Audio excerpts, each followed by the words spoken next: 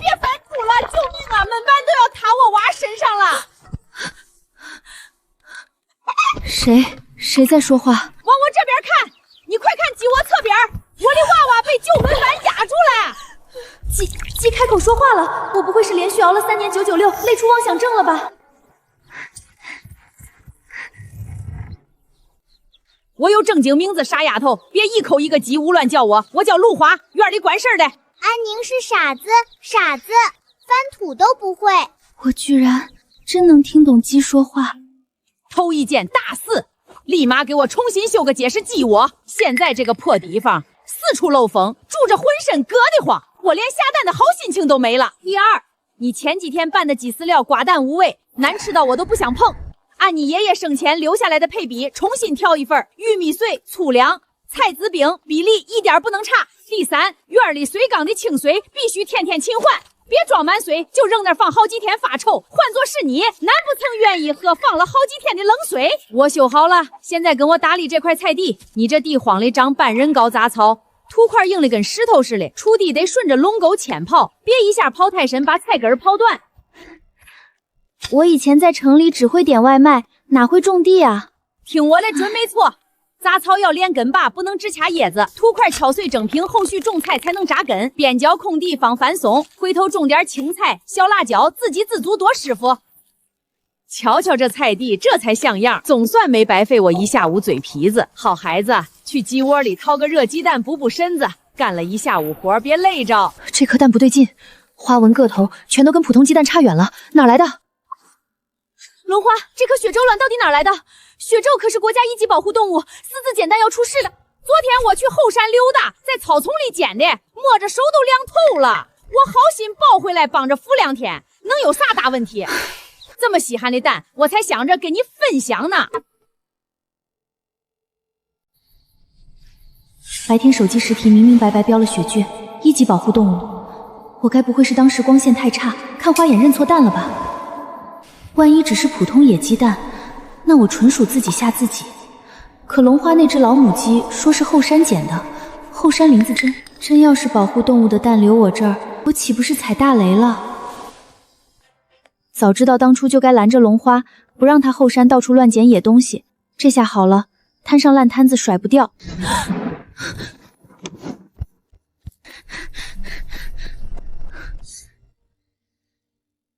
母个蛋，母个孩子，是不是还在你院子里？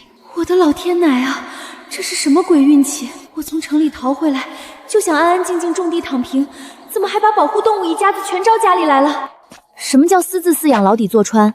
我哪敢故意养，是他自己摔我院子里来的啊，跟我没关系好不好？我叫薛薛，前几天在峨山长野果，一不留神撞进偷猎者扑打网里，拼命扑腾才撕开网倒出来，一路飞一路流血，闻到戴尔的气息才落到尼亚院子。后山居然还有人偷偷下网，这群人也太缺德了。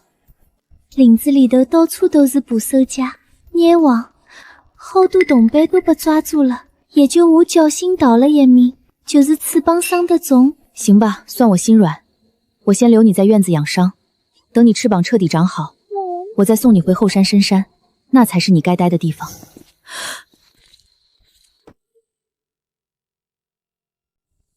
躲是躲不过去了，与其等人家找上门来罚我，不如我主动上报，起码态度端正，不至于直接蹲局子。侬要是把我送走，我的蛋哪能办？陆虎虽然愿意忙毛夫，可我放心不乎。放心，我跟林业局的人好好说，让他们先别动窝里的蛋，等你伤势稳定再说。您好，绿转县林业局野保科，请问您有什么情况反映？同志，我要上报个事儿，我家院子里落了一只受伤的雪鸠，还有1颗雪鸠蛋，你们快来看看。小姑娘，野生雪鹫绝迹多年，你怕不是认错了？别胡乱打电话，占用公务县道。我刚把实拍照片发你们工作号了，你自己点开好好看看，到底是不是普通山鸡。宋主任，您快过来！楼下绿园村群众上报，拍到活体雪鹫了。别挂群众电话，安抚好这位小姑娘，千万别让她惊扰到雪鹫。我马上安排人手。所有人立刻备车，2辆基础救护车不够，再加1辆物资保障车，3辆车全员跟我去绿园村。绝迹数年的野生雪鹫找到了，不能出半点差错。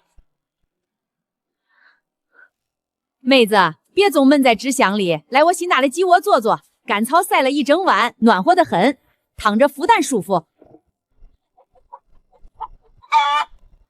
你安心歇着，蛋我帮你盯着。要是凉了，我就往中间拢一拢，保证温度刚刚好。多亏有你，不然我受伤魔法守着孩子，真不知道该怎么办。人家林业局一队人马马上就到，我这小院一下子要挤满人，也不知道雪雪会不会受惊。你瞅啥？那帮人是来帮忙的，又不是来抓咱们的。等雪雪养好伤，咱们照样在院子里过日子。你倒是心大，这可是国家2级保护动物，半点马虎都不行。老安家那小丫头安宁，前段时间才回村里守老宅。咱们跟他爷爷当年是几十年老交情，人家孩子一个小姑娘独自住乡下，咱可不能不管不问，得多上门帮衬帮衬。道理我都懂，天刚亮你急哄哄干啥？要串门也得带上东西，咱家的精品鸡飞料，还有儿子前段时间寄回来的糖炒板栗，一并装袋子里带给小姑娘尝尝。我先给阿宁打个电话问问，看他这会儿在不在家，免得咱过去扑个空。喂，张大爷，这么早给我打电话呀？阿宁在家不？我跟你大妈准备了饲料和板栗，等会儿就上门看你。大爷，我倒是在家，就是我这边出了点大事，家里不光只有我一个人。啥意思？院里还有旁人？难不成你城里朋友过来住了？不是人，是昨天夜里摔我院子里的雪龟，国家1级保护动物，翅膀受了重伤，现在还在我这边养着。哎呦，我的娘哎！我守了几十年后山林子，干护林员快半辈子，从来没亲眼见过雪枝，居然跑你家院子里去了！阿宁，你千万别动它，别伸手抓，也别误伤了它，这东西金贵得很，受伤出一点意外都麻烦。大爷，晚了，昨天夜里他摔下来血流不止，我已经上手给他处理包扎完伤口了。完了？啥完了？是鸟儿伤势恶化了，还是你不小心伤到它了？你可别吓我。妹子，你放宽心，往后要是遇上啥难处，尽管开口，我跟安宁都能搭把手照看你的小家伙。咱们住在一个院子里，那就是一家人，不分你我。多亏你们愿意收留我，不然我和蛋现在还能不知道在哪儿遭罪。前脚打完林业局电话，后脚护林员张大爷马上就要上门，屋里床上还躺着一只1级保护动物，鸡窝里还藏着鸟蛋，这下我是跳进黄河都洗不清了。你杵在那儿跟块木头似的干啥？赶紧收拾收拾院子，等会儿张大爷两口子上门，别让人看着乱糟糟的，让人笑话。你快变回来行不行？硬邦邦一块木头硌得我身子疼，跟你说话都不理人。我现在根本缓不过来，一想到院里藏着保护动物，林业局随时上门，我头都大了一圈。咋？你这是不想帮雪雪娘脸？远了不说，你爷爷当年在村里最是热心，山里受伤的小动物他全往家里带，怎么这份好心肠你一点儿遗传上？少拿我爷爷说事儿，扯东扯西。我跟你把话说死，以后后山不管什么野蛋，你一概不准捡回来，更不许私自帮忙孵化，除了你自己下的鸡蛋，外面任何来历不明的鸟蛋碰都别碰。我还不是好心，看蛋凉了可怜才带回来，谁知道会闹出这么多麻烦，早知道我就不多管闲事了。还碎嘴是吧？再天天到处多管闲事瞎唠叨，我直接把刚给你修好的新鸡窝拆了，让你重新住回漏风破木板窝。坏了，这声音听着陌生，不会又来什么野鸟吧？千万别再出岔子了。搞什么啊？偏偏这个时候我听不懂他们心里在说啥，不会是雪雪另一半小雪舟的爹找过来了吧？那这下更解释不清了。你放宽心，这俩可不是孩子他爹，不用慌。还好还好，只要不是熊雪芝上门，事情就还能兜住，不然一窝雪芝全在我院子里，林业局来了我真说不清。不是害他爹，是害他姨。雪雪的两个姐妹过来串门了。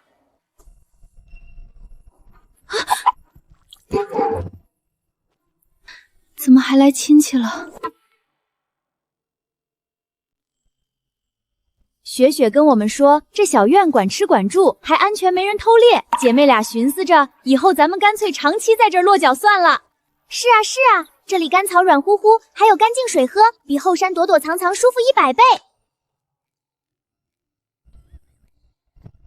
完了，这下彻底完了。合着保护动物是组团往我家小院扎堆来了。我一个想躺平养老的摄政，哪养得起这么多活祖宗啊？多大点事儿，多两只鸟添点热闹而已，你别一副天塌下来的样子。阿宁，你别慌，多大点场面，有大爷在这儿撑着，不用害怕。丫头，别紧张，我特意炒了你爱吃的板栗，拿来给你解闷儿。大爷，你说的小场面，能不能再加上墙头上那2位？老猴子，那站墙上的是不是山鸡？快下来吃食，别怕，我们都是护着山里鸟兽的，不会伤害你们。这绿孔雀跟雪雉一样，都是国家1级保护动物，平时胆子小得很，很少主动靠近人类，能愿意进你院子啊，算是天大的缘分。我以前在城里连猫狗都很少养，哪想到回仙下一下子凑齐2种保护鸟类，天天伺候这群小家伙。这有啥？多个伴多热闹，以后后山再有受伤的小鸟，咱照样收留。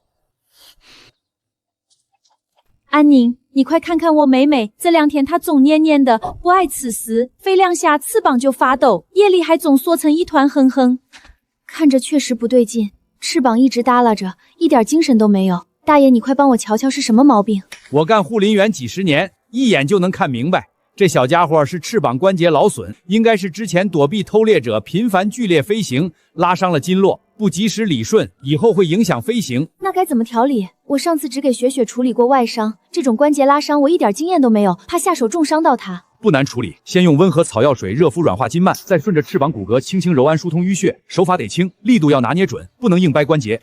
老婆子，你赶紧回家里一趟，把我储藏间那套处理野鸟外伤的专业工具全拿过来，里面有专用热敷纱布、舒筋草药、软头按摩眉刷，一样都别落下。咱现在就给这只孔雀调理翅膀，动作放慢，顺着翅膀骨头一点点揉，碰到它疼的地方就轻一点，别硬压。好久没有这么舒服了，浑身紧绷的酸胀感全都散掉了。还好有您懂这些，不然我根本不知道该怎么给它调理。万一落下病根，以后它都没法飞回后山。我巡护山林几十年，野鸟见了人老远就飞，像这样主动贴人、任由触碰的，我还是头一回见。雪棍，之前上报的受伤雪棍在哪里？长老，你快跟我说雪棍现在状况怎么样？这一片山林绝迹多年，才重新发现野生雪棍，万一受惊受伤，损失太大了。送别磨蹭，赶紧安排队员上前，把雪蛟隔离保护起来，运回救护站。小声点，动静太大容易惊飞野鸟，这么珍贵的物种不能冒一点风险。孩子，你别急着只看雪枝，院墙底下还有2只绿孔雀。也是前2天刚来的，这几只鸟儿性子都温顺得很，一点不怕人，跟安宁这小姑娘格外亲近，从来不会主动扑人啄人。刚才这只孔雀翅膀不舒服，还主动让安宁上手按摩。哼，我做了这么多年野保工作，从来没听过珍稀鸟类主动亲近人类，真是荒谬。小宋，空口争辩没用，你自己睁大眼睛，好好看看眼前的场面。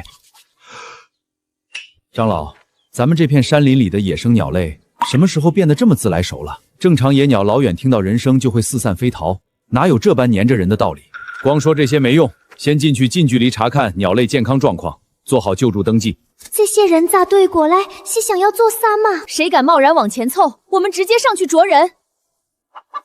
糟了，雪雪的蛋还在屋里床上没人看管，我得进屋守着鸟蛋去。我去，起猛了，低血糖差点直接栽这儿。你就是上报雪具情况的安宁小同志对吧？主任，这一院子的活祖宗，你们赶紧全都带走吧！我这小小农家小院实在供不起这么多2级保护动物，天天提心吊胆，觉都睡不踏实。不把他们送回山里，难道要我一直养着吗？小同志，先别急着进屋，我们已经备回转运器具，马上将几只野生鸟类妥善安置，送回山林救护地点休养。阿宁，你真要丢下我们不管了吗？我们只想待在你身边，不想被带走。阿宁，你是不是特别嫌弃我们，巴不得我们马上离开？我从来没有想过不管你们，只是现在送你们去救护站养伤才是最好的选择。你放心，你的蛋我会好好照看，兰花会全天守着孵化，不会出任何差错。这些工作人员不是坏人，是专门保护野生动物的。等雪雪彻底养好伤，你们姐妹俩随时可以回小院找我玩。进山的时候千万留意偷猎者布下的捕网，别再受伤。你说的都是真话，不会骗我们。麻烦你们好好照料这几只鸟儿。我之前简单给雪雪处理过翅膀伤口，后续还需要持续上药。还有，把那些金属笼子、强光设备都收一收，别摆出吓人的架势，会吓到他们。胡闹！转运珍稀鸟料，规范流程必须使用专业防护笼。我该不会是还在午休做梦吧？这场景实在太反常了，简直像做梦一样。我研究保护了快30年鸟类，就没见过这么听话的，简直比家养宠物鸟还要听话。主任，这2只孔雀不对劲，突然暴躁起来了。安宁小同志，快退后，别让他们伤到你。安宁，你站好，千万别乱动，有我们在呢。我妹妹觉得你帮她揉翅膀的手法特别舒服，而且她看这位张老头人也和善顺眼，她先不回山里了，就放在你院子里照顾一段时间。快来给我揉翅膀呀！别傻乎乎站在那里不动。我观察一路了，安宁小同志天生就有和珍稀鸟类相处的本事，寻常人根本做不到让野鸟这么信任。我看不如咱们走特殊备案流程，暂时把这只翅膀受伤的绿孔雀安置在安宁的院子里养护。这里背靠山林，距离野生保护区很近，地理位置得天独厚。等这只孔雀翅膀彻底养好，哪天它自己想回山林，到时候麻烦安宁小同志帮忙把它送到山里的保护区。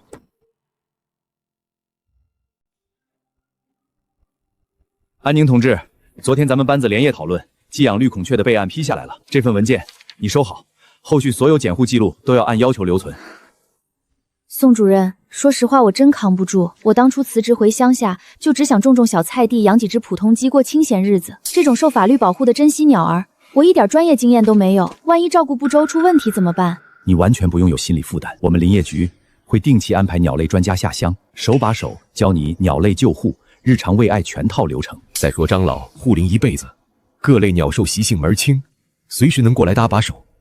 你天生能和野鸟亲近，这是别人求都求不来的天赋，千万不要轻易推错。好好照料它们，不只是帮我们林业局干活，更是实实在在为国家生态保护做贡献。这片山林里不少鸟类濒临绝绝，多一个人守护，它们就多一分活下去的希望。后续我们会定期配送专用鸟粮、救护草药、恒温保温箱，每月会有生态管护补贴。进山巡护的全套工具也统一派发，所有养护产生的耗材全部局里报销。行，我可以暂时收下孔雀妹妹养伤，但咱们先说清楚，哪天她翅膀痊愈，自己想飞回深山，我可不负责强行挽留。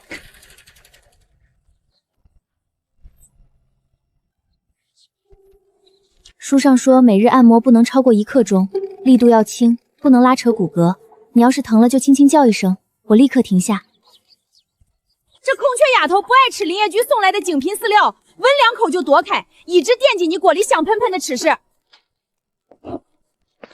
我看分明是你自己嘴馋，不想吃干巴巴的饲料，拿孔雀妹妹当借口。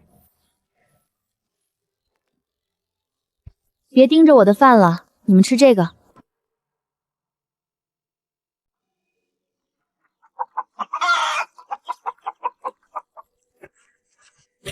说起来，安宁爷爷当年可比这丫头心软多喽。以前山里但凡受伤的小鸟，他全都往院里捡，还专门搭了小棚子给鸟落脚。配饲料的法子也是他一点点琢磨出来的。那会儿我刚被你爷爷抱回院子，后山偷猎的人就已经开始猖狂，他还总拉着隔壁张老头一起巡山，俩人揣着草药干粮，一进山就是一整天，就怕野鸟遭了难。以前总觉得城市里的日子紧绷压抑，一心只想逃回来躲清闲。现在这般平平淡淡，有鸟相伴，听着老故事，反倒觉得这样的生活安稳又幸福。吃饱了不去院子里溜达溜达，总黏着我干什么？这样总行了吧，祖宗？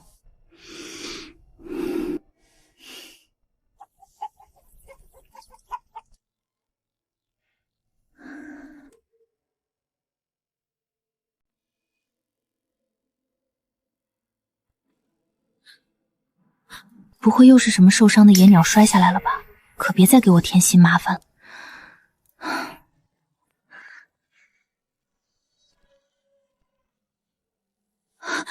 我的妻子还有我的孩子在哪里？这就是雪雪的另一半，你之前一直念叨想见的还是他爹。谁说我想见了？我当初只是好心收留雪雪，答应帮她照看鸟蛋，可没说连她老公也要一并留在我家里伺候啊！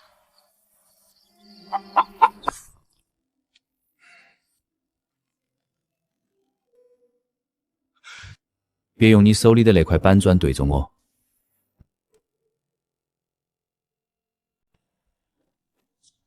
安宁，昨天视频里那只公雪臅在哪里？昨晚有没有惊扰到雪雪的蛋？还有孔雀妹妹？放心吧，天亮之前他就自己离开后山了，没留下添乱。走了，他专程过来守着自己的蛋，就趴在柜子上睡了一觉，转头就进山了。你要是实在不信，今晚大可搬个躺椅睡我院子里，守着等他回来。我倒是想留下来值守，可这些珍稀鸟儿唯独只跟你亲近，我但凡靠近半步，怕是直接全惊飞了，到时候麻烦更大。别怕别怕，他们是专门来帮你治好翅膀伤痛的，不会伤害你。我就在这儿陪着你，一步都不离开。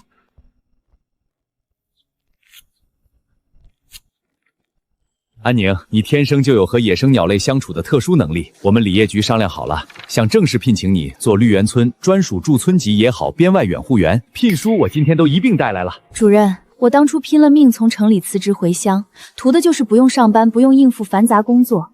怎么刚回来又要给自己找一份差事？我完全懂你，年轻人厌惧内卷，只想安安稳稳躺平，这点我特别理解。但你从小在这片山林长大，应该清楚咱们绿园后山这片林子有多特殊。整片区域仅剩这一片原生完整林地，省内罕见的各类珍稀林鸟、水鸟全都依赖这里栖息，每年迁徙季更是它们唯一的落脚补给点，别处根本找不到合适的生存环境。前2年总有人偷偷进山布网，砍树毁鸟窝，全靠我们巡护人员来回奔波阻拦，稍有松懈，一整个鸟群就可能彻底迁徙离开，再也不回来。安宁，这些鸟儿是咱们这片山林独有的宝贝，要是没人守着，再过几年后山连鸟叫都听不到了。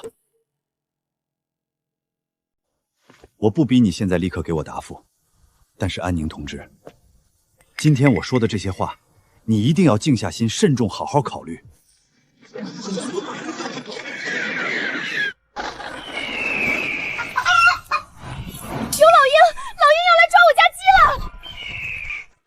突然飞出来这么多鸟，后山是出什么事了？那不是老鹰，这是游隼，属于隼科隼属的中型猛禽，别名花梨鹰，主食各类中小型野生鸟类，是国家2级保护野生动物。我从业这么多年，从来没见过羽毛色泽这么鲜亮、体格这么健壮的成年游隼，它怎么会被一只家养母鸡一巴掌拍到地上？我也不清楚，可能我家龙花天生力气大，一身蛮力吧。他奶奶的，老娘吃过的米比你这辈子见过的废鸟都多。年纪轻轻的猛禽不学好，反倒跑来惦记我一窝小鸡崽子，一点都不知道尊老爱幼，真是山里有鸟生没鸟，养了野鸟，我呸！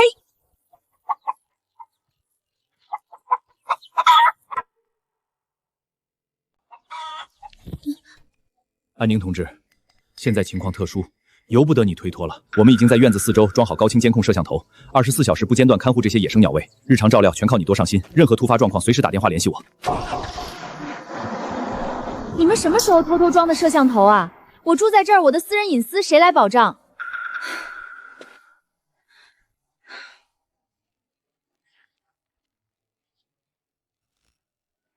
喂，你叫什么名字？吃饱了就回后山去吧，记住别再打狼花和小鸡仔的主意。只要你安分，我每天都会给你准备肉干。我叫大风，我不走。哎呦喂，飞得那么快的猛禽，怎么说话反倒慢吞吞、磨磨唧唧，跟树懒似的？这里是我住的院子，你的栖息地在后山山林，赖在我这儿算怎么回事？他能留在院子里养伤，我自然也可以留下来。我不会白吃你的肉干。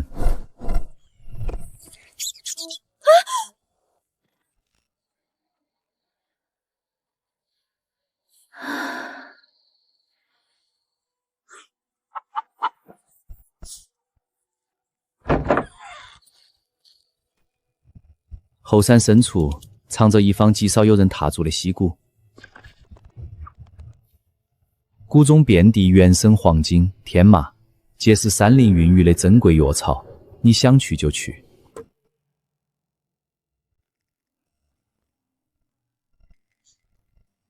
后山溪谷长满黄金天麻，这种好地方不去瞧瞧实在可惜。正好趁今天天气凉快，进山看一看。大风，今天跟我一起进山，顺便帮我望望路。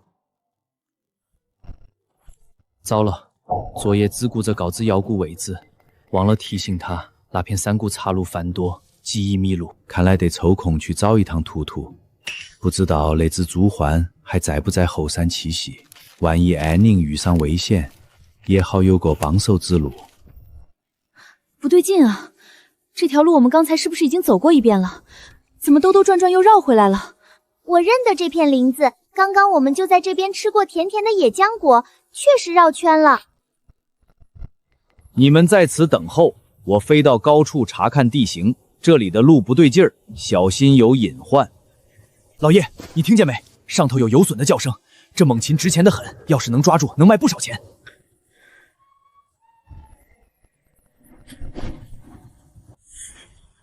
别急，我引他过来，等他落进网里，咱们直接拿下。大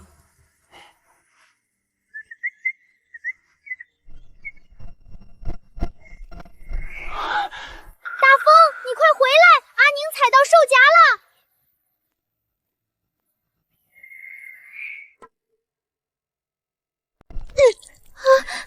疼！大风，我没事，千万别过来，赶紧往山下飞！这片林子里全是偷猎的人，他们有气枪和捕网。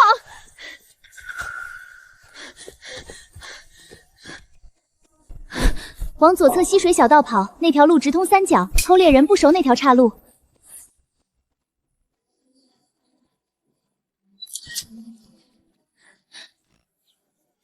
龙花，你家小主人阿宁去哪儿了？院里怎么不见人影？吉居然还会画画，这芦花怕不是成精了。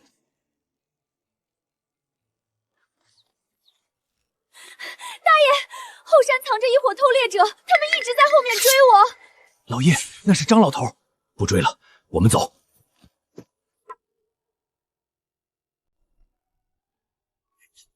都怪我，要是我认得下山的路，阿宁就不会踩中兽套受伤了。丫头，今天你独自往后山深处跑，到底是去做什么了？怎么会撞见偷猎的人？我的乖乖，这山谷里居然长满了橙黄金天麻这些名贵中药材，你是怎么找到这处隐蔽溪谷的？我总不能跟大爷说实话，是一只宫雪鹫主动告诉我的山谷位置吧？说出去谁能信？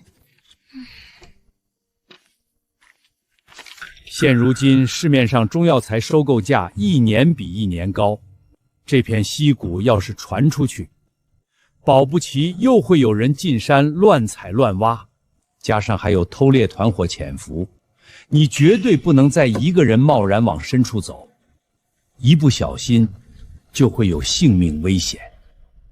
我记住了，以后不会独自进山冒险。对了，大爷，咱们村里有没有常年熟悉每一条小路的采药老人？我想找个靠谱的人带路，下次进山记录药材分布，也好上报给林业局。还真有，隔壁村的老高，采药几十年，后山大大小小的山沟溪堰，他全都摸得门清。我明天就去跟他约时间，咱们3人结伴进山，安全不少。我在后山采药大半辈子，大大小小的角落都走遍了，从来不知道还有这么一处长满名贵药材的隐秘溪谷。你一个小姑娘，居然误打误撞找到了，属实稀奇。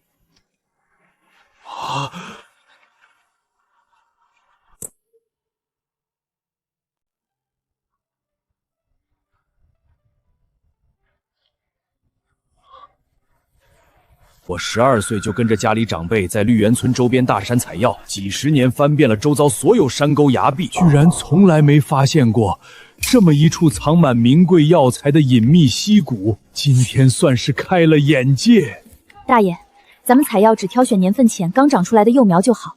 要是把山里原生药材全都挖走，和那些进山不往捕猎的偷猎者又有什么区别？都是在破坏山林原本的生机。好，你这小姑娘年纪轻轻，觉悟倒是不少常年采药的人都高，难得难得。你看，分辨草药年份，先看地上枝叶和地下块根。像这种黄精，植株矮小，叶片单薄，底下根茎只有短短1、2节，捏起来质地偏嫩，就是生长1、2年的幼苗，挖回去一栽完全没问题。你再看旁边这株。根盘绕7、8节，叶片厚实宽大，底下块根粗壮饱满，这是生长5、6年以上的老黄精，要留在土里继续养，不能动。天麻区分更简单，年份低的天麻植株纤细，块茎个头小巧，表皮白净光滑；今年生长的老天麻表皮布满褐色纹路，个头敦实，一株能孕育不少后代，必须原地留存。还有眼前这种短梗柴胡，生长速度快，1年就能成熟采收；而崖壁上的野生石斛生长极慢，10年才能长到手指长短。这种咱们一株都不能碰。原来分辨草药还有这么多门道，我之前完全不懂，差点就误挖了多年老药。采药看似简单，实则全是讲究，不懂分辨胡乱采挖，用不了几年，山里名贵采药就会彻底翻局。你还打算自己在家种草药？这可不是寻常种菜浇水施肥那么简单。野生药材对土壤湿度、遮阴程度、土质酸碱素要求极高，随便种很容易直接枯死，可别闹着玩。我自己确实没什么种植经验，但我家驴花可是资深种地老手。爷爷当年打理菜园的时候，他天天蹲边上看着，肯定懂怎么照料草药，没准我就种成了呢。这小姑娘有点东西，进山居然能躲开偷猎者布下的那些网，还能找到这片藏满草药的溪谷，关键她还能听懂我心里的声音。人类里可少见这种人，有意思。这路滑得很，您老也看着点脚。这片谷里的嫩芽、野花蜜，我以前常吃。之前偷猎的天天在山里晃，我躲了好久不敢过来。今天闻着这味儿，唉，真是勾引鸟啊！快点，这天说变就变。知道了，知道了。安宁，今天特意把雪雪送回来，她身上的伤全都养好了，彻底痊愈了。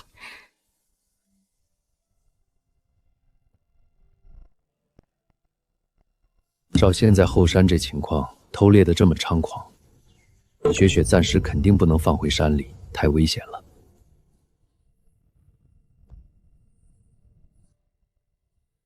既然山里不安全，那放你们基地养着不就行了？怎么还非要送到我这儿添负担？可雪雪只认你啊！在救护站这段时间，她成天不吃东西，硬生生瘦了2克。别看数字小，对雪具来说损耗特别大。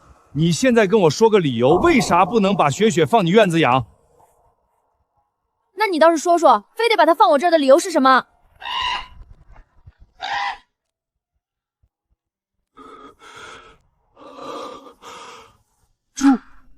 朱欢，这可是国家1级保护动物朱欢啊！我的老天爷，这可是全球濒危的朱欢，平时见人老远就飞，今天怎么主动跑到小院里来了？他就是把雪雪留在你这儿最好的理由。不是吧？你又是从哪儿冒出来的呀？怎么又多了位鸟祖宗？她老公让我关照你，你不记得我了？前几天你进山被偷猎者追，是我在空中给你指的下山小路，不然你早被堵住了。那天天上引路的红鸟影居然是你！你说一只野生朱鹮特意绕路给你指路，还救了你？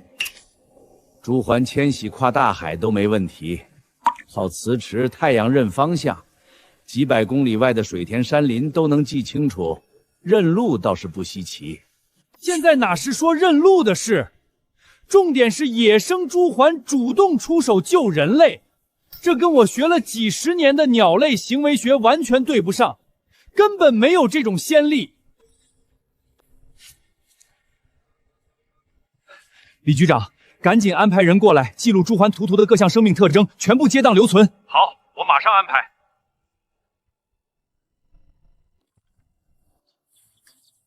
你就是只老母鸡，怎么对种地、种草药这么门清？我没吃过猪肉，还没见过猪票。你爷爷以前天天蹲这块园子摆弄花草药材，我天天蹲旁边看着，早就门儿清了。图图别乱动，这是阿宁刚栽的苗子，不能吃。对，弄坏了阿宁要伤心的。我们什么时候再进山一趟？你管吃食，我带你找更多草药。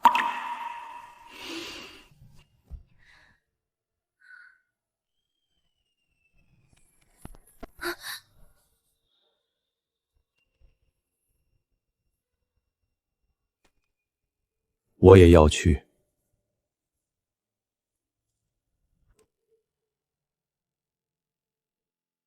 你想跟着进山可以，但得答应我3件事。第一，不许随便乱飞脱离视线。第二，一旦撞见偷猎者，立刻掉头飞回院子，不用回头管我们。第三，听见模仿鸟鸣的哨声绝对不能冲过去，那都是偷猎者设下的圈套。阿宁进山宣查，咱们不能白吃人家给的吃食，懂得报恩才是好鸟儿。没错，咱们也去山里帮忙，盯着偷猎的坏人。你们俩可别私自往深山跑，别给安宁添新麻烦。放心，我们心里有数。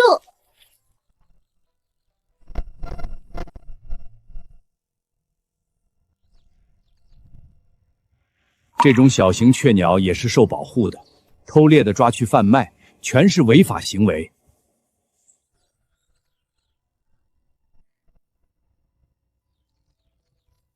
谢谢你救了我，前面还有个大家伙被网困住了，你们能不能过去救救他？需要我先飞过去探查一下情况吗？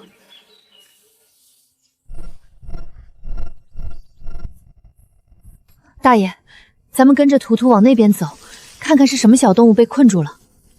阿宁，你看那边，好疼，好疼！菱角鸮，还是个幼鸟，国家2级保护动物，这帮该死的偷猎者！慢点捡，这网线勒进羽毛里了，硬扯容易扯掉绒毛，伤到它皮肤。我知道，大爷，就是这网缠得太密，我不敢使劲儿。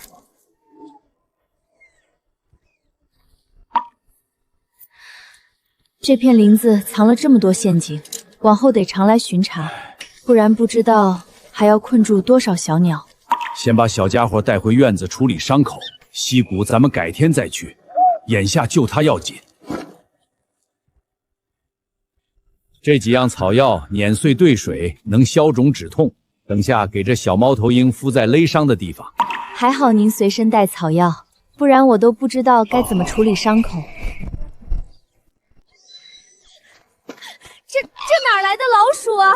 大风，我之前跟你说过的，不许往院子里叼老鼠回来。给小叶的。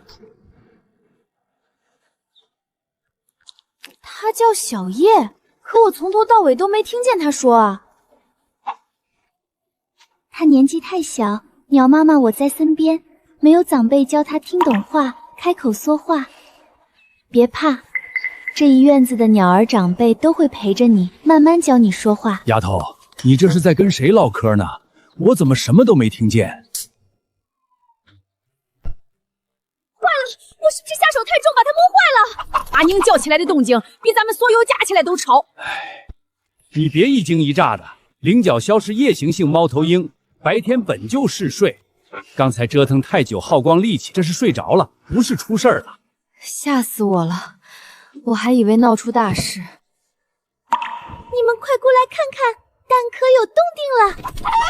脚步轻些，别惊扰到里面的幼鸟破壳。大爷，你看，里面小家伙在动。家有一老，如有一宝；家有一小，如获至宝。我大妹子雪雪的崽儿马上要出来喽！生啦，要生啦！麻烦帮我转接宋主任，急事。我院子里雪雪的蛋要破壳了。不对，是蛋里的小雪龟要出来了。蛋！我前几天上门巡查，怎么压根没瞧见这颗雪蛆蛋？主任，这台办公电脑刚换没多久，维修费要从您工资里扣啊！没事，弄坏设备的费用全部从他月度绩效工资里抵扣。别靠太近，有些幼鸟力气不足，光靠自己没法完整破开蛋壳。等下要是卡着，咱们得小心辅助，不然容易闷死在壳里。还好林业局送了全套工具，不然我真不知道该怎么下手帮忙。妈妈，雪雪，你家家伙居然一出来就会喊妈妈，太灵了！妈妈，妈妈，妈妈，你叫我妈妈？妈妈，我不是你妈妈，你妈妈是雪雪，能不能别总黏着我？哦，妈妈，雪雪，你管管你家孩子行不行？走到哪儿跟到哪儿，我一点私人空间都没有了。谁让他破壳第一页看见的是你？幼鸟认第一页见到的生物当亲长，我可没办法。没错没错，这小家伙认准你了，你就认命吧。小安，我们又来了，今天带设备过来给小雪鹫做全面体检。小雪鹫在哪儿？快让我看看刚破壳的雪鹫幼崽。妈妈，它主动往你怀里钻。雪鹫天性警惕，就算是刚出生的幼鸟，也不会轻易亲近人类，这也太反常了。不然你以为我天天被它黏着是自愿的？妈妈，爬！别怕，他们是来给小家伙检查身体的，不会伤害你们。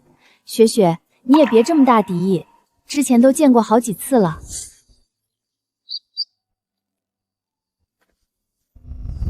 主任，各项指标全部正常，是一只健康状况极好的雪季幼崽。你们检查完就打算直接走？我可没义务起天带这个小家伙，我本来只想回乡种地清静过日子。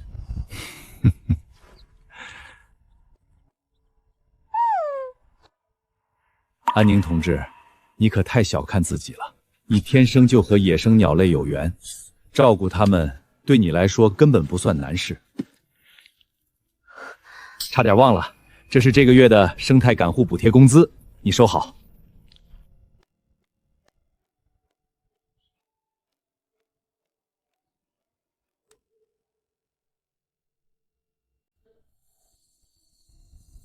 宋主任，你把话说清楚。这块管护据点的牌子直接钉我家门口，我压根儿没点头答应过，怎么能自作主张？你仔细想想，最先是受伤的雪雪主动找上你，之后绿孔雀妹妹留在院里养伤，再后来油松大风、朱焕图图、菱角鸮小叶全都自愿待在你院子，就连雪之幼崽也是在你屋里破壳。一院子国家保护鸟类只亲近你，这份管护工作除了你，没人能胜任。别白费力气争辩了，认命吧。往后你就是这群小鸟的专属管护人。阿宁，你瞧瞧我忙活一早上做的窝，我干了几十年护林员，对雪之习性摸得透透的。窝的大小，里面铺垫的干草软布，全都按野生雪之栖息标准做的，小雪之住着肯定舒服。大爷，这新鸟窝怕是用不上了。我整间卧室早就被这群小家伙划分干净，彻彻底底变成集体鸟窝了。那先放这儿，万一哪天小家伙想换地方，还能用上。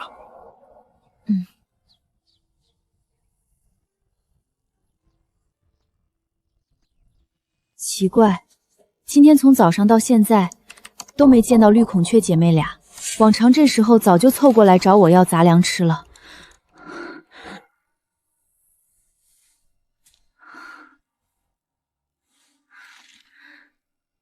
那天他们悄悄凑在一起商量进山的事，我全都听见了。丫头，你别太着急，绿孔雀本就是天生的野生动物，山里才是它们长久栖息的地方，说不定只是结伴回山林逛几天，过会儿自己就回来了。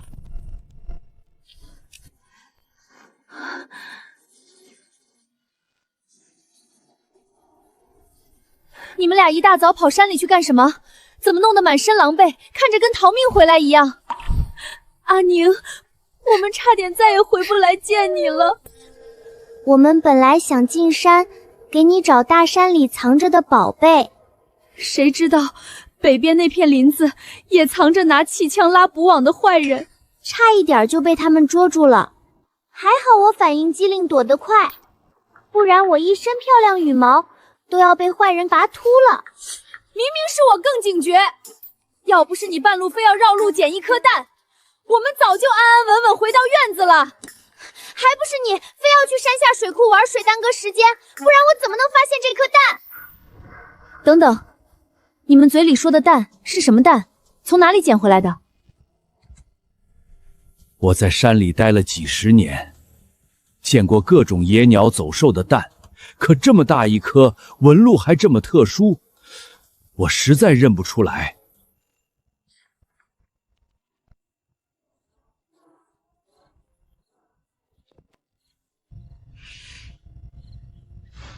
一个都对不上，你们到底带回来个什么东西啊？阿宁，进山时间太紧，我们没来得及多找，就只带回来这么一点点。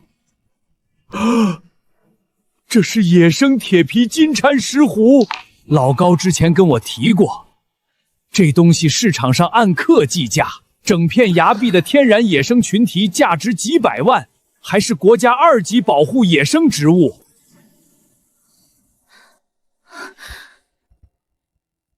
你们是从什么地方找到这石斛的？就在我们以前常去觅食的悬崖边上，一整片都长着。那地方潮乎乎的，花蜜特别甜，我们每次路过都要停下来吃2口。明明是里面的种子更好吃。对了，阿宁，我们还把石斛种子带回来了，下次可以种。完蛋了！私自采摘国家2级保护野生植物，是要触犯法律吃牢饭的。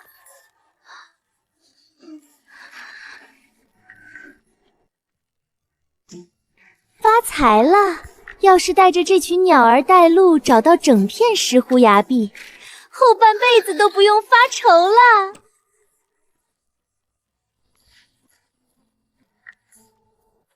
阿宁，你快管管张老头，石斛娇贵的很，菜园土里养分不对，这么重纯属暴殄天物，根本活不了。这石斛是什么很金贵的东西吗？要是不好种，我们下次再进山给阿宁找别的好吃的就行啦。没错，后山老松树底下长的东西味道特别好，下次我们专门给你带回来。先别想着这样进山找东西了，山里到处都是偷猎的，太危险。等过段时间巡查稳妥再说。阿宁，天色不早了，我先回家去，明天一早我再过来陪你查看那颗陌生巨蛋。大爷，路上慢些，夜里山路滑，多加小心。老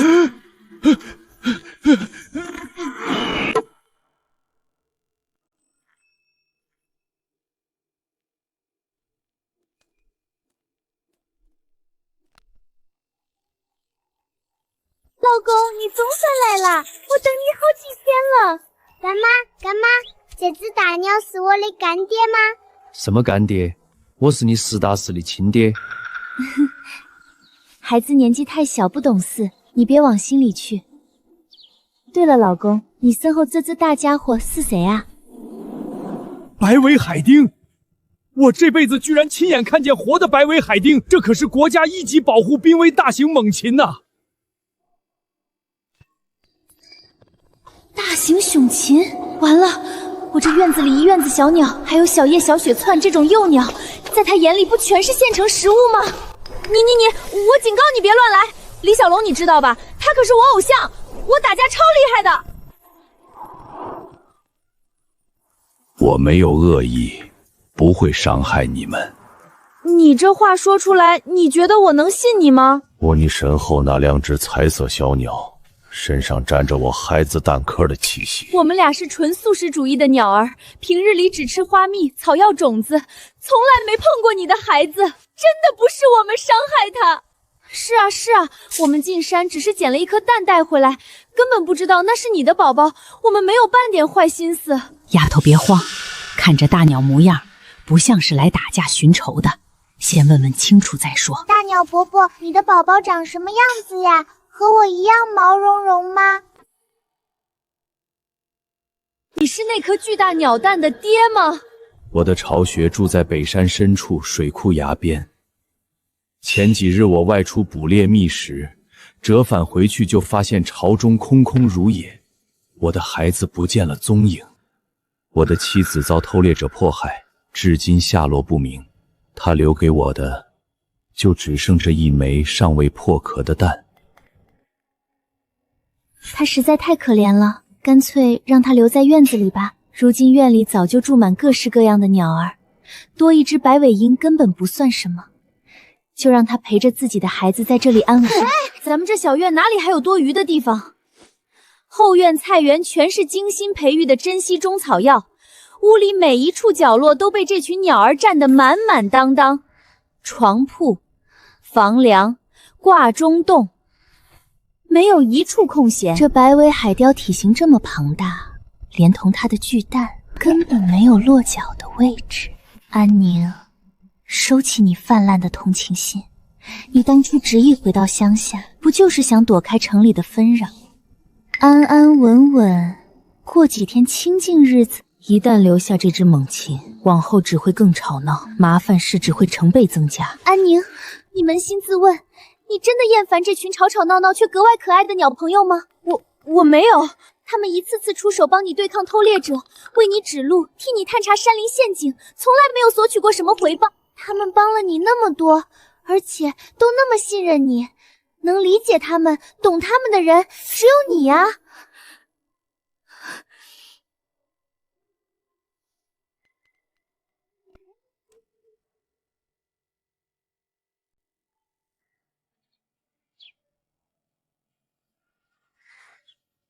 丫头，我还是得跟你再念叨两句。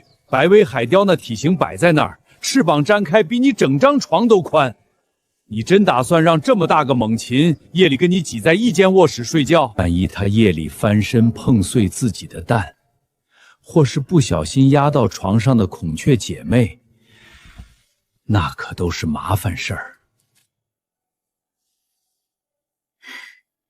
大爷，我仔细想过了，不能赶他走。他妻子被偷猎者逼得下落不明，这颗蛋是他仅剩的亲人，把他赶出去，北山全是老爷布下的陷阱，他带着蛋根本无处藏身。你瞧院门口那块牌子，林业局驻绿园村鸟类管护据点。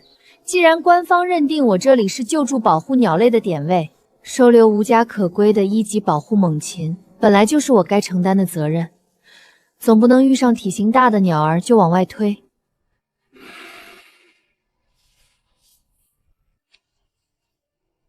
道理我都懂，可这屋里空间实在太小，夜里挤这么多鸟，你连安稳睡觉都做不到，长久下来身体哪能扛得住？先凑合一晚，后续我自有安排。眼下先让大白安心陪着他的蛋。大白伯伯，你会亲亲嘞，不会压到我们。大白心性温和，不会伤害园内任何幼鸟，只是居住空间不足，长久下来确实不便。奇怪，咱们院子没有公鸡，这此起彼伏的公鸡叫声到底是从哪里传出来？哎呀妈呀，差点被发现！一整晚根本没法合眼，图图睡觉总往我身上靠，大白翅膀一呼一吸全是大风，孔雀姐妹怕冷整晚往我后背钻，再这么挤下去，我迟早要熬出大病。委屈你了，等幼鸟破壳，我尽量缩小活动范围。死再挤的话，天亮我可以飞到树上歇歇。都怪我们胆子太小，不敢单独睡，拖累你没睡好。阿宁，今天进山巡查吗？北山溪谷昨夜我巡查，发现几处新添的兽夹痕迹。今天不去山里，去镇里，我要把家重新装修。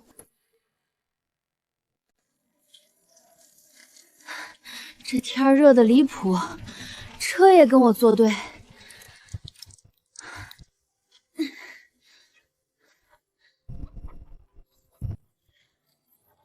安宁，你可算回来了！快先把门口石板卸下来。之前院子泥坑一沾水，全是烂泥。我蹲窝里孵蛋，每次进出都蹭一身黄泥，脏的难受。遮光布一定要选厚实不透光的，白天太阳亮得晃眼，我根本没法安心睡觉，总被光线吵醒。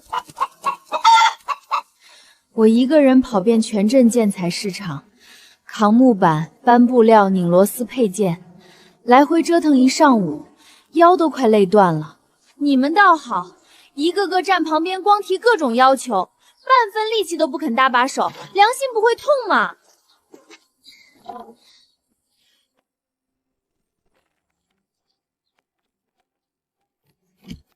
这栅栏缝隙太窄了，我们展开翅膀舒展身子的时候根本转不开，至少再放宽2指的距离才行，不然活动不开。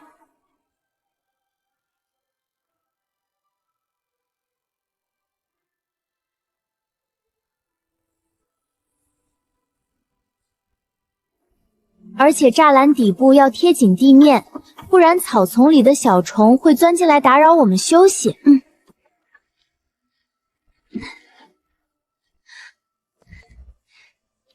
木料之间骂声缠绕得太轻俗，我体重偏重，爪子抓握时容易打滑。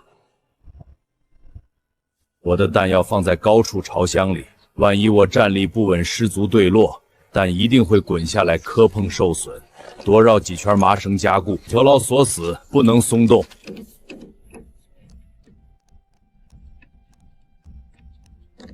草箱底部不能直接铺硬木板，要先垫一层厚实干燥稻草，上层再铺一层柔软松针，蛋壳质地光滑坚硬，直接接触木板来回摩擦容易磕碰出裂纹。夜里降温，硬木板还会冻住蛋，损伤幼鸟。最高处的砌柱离窗户距离太近，山间穿堂风吹进来，容易惊扰我巡查瞭望。中层砌柱宽度加宽一点，长时间站立不会疲惫酸痛。小孩子贪文武动分寸，我等要会好好管教题，你别责怪小家伙。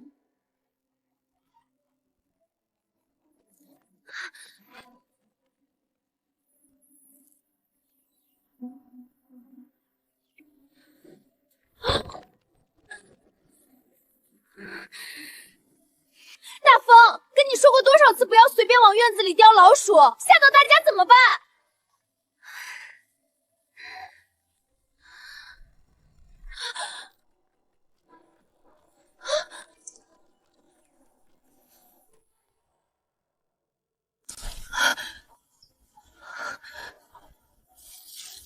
你是不是在山里撞见偷猎者了？身上这么多伤口，是不是他们下的手？宋主任，出事了！图图进山巡查被偷猎者打伤，浑身都是伤口，麻烦你们立刻安排救护人员过来。你先稳住，不要贸然进山，我马上上报李局长，组建1级野生动物救护应急专班，立刻动身赶往绿园村。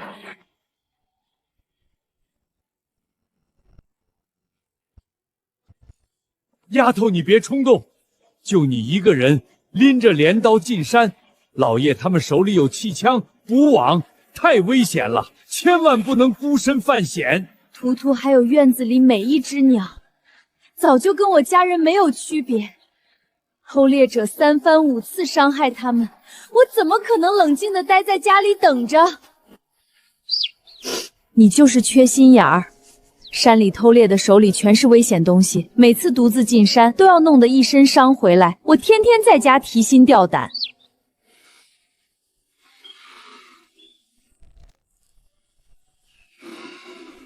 我懂你的心情，咱不单独冲，我陪你一块进山。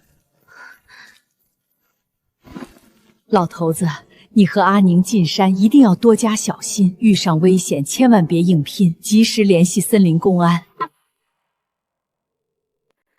偷猎者敢动手伤图图，这笔账我必须当面找他们算清楚。阿宁！林里藏了3个人，他们背着的布袋子一直在动，空气中飘着淡淡的血腥味儿。你都听见了？他们现在还在北山吗？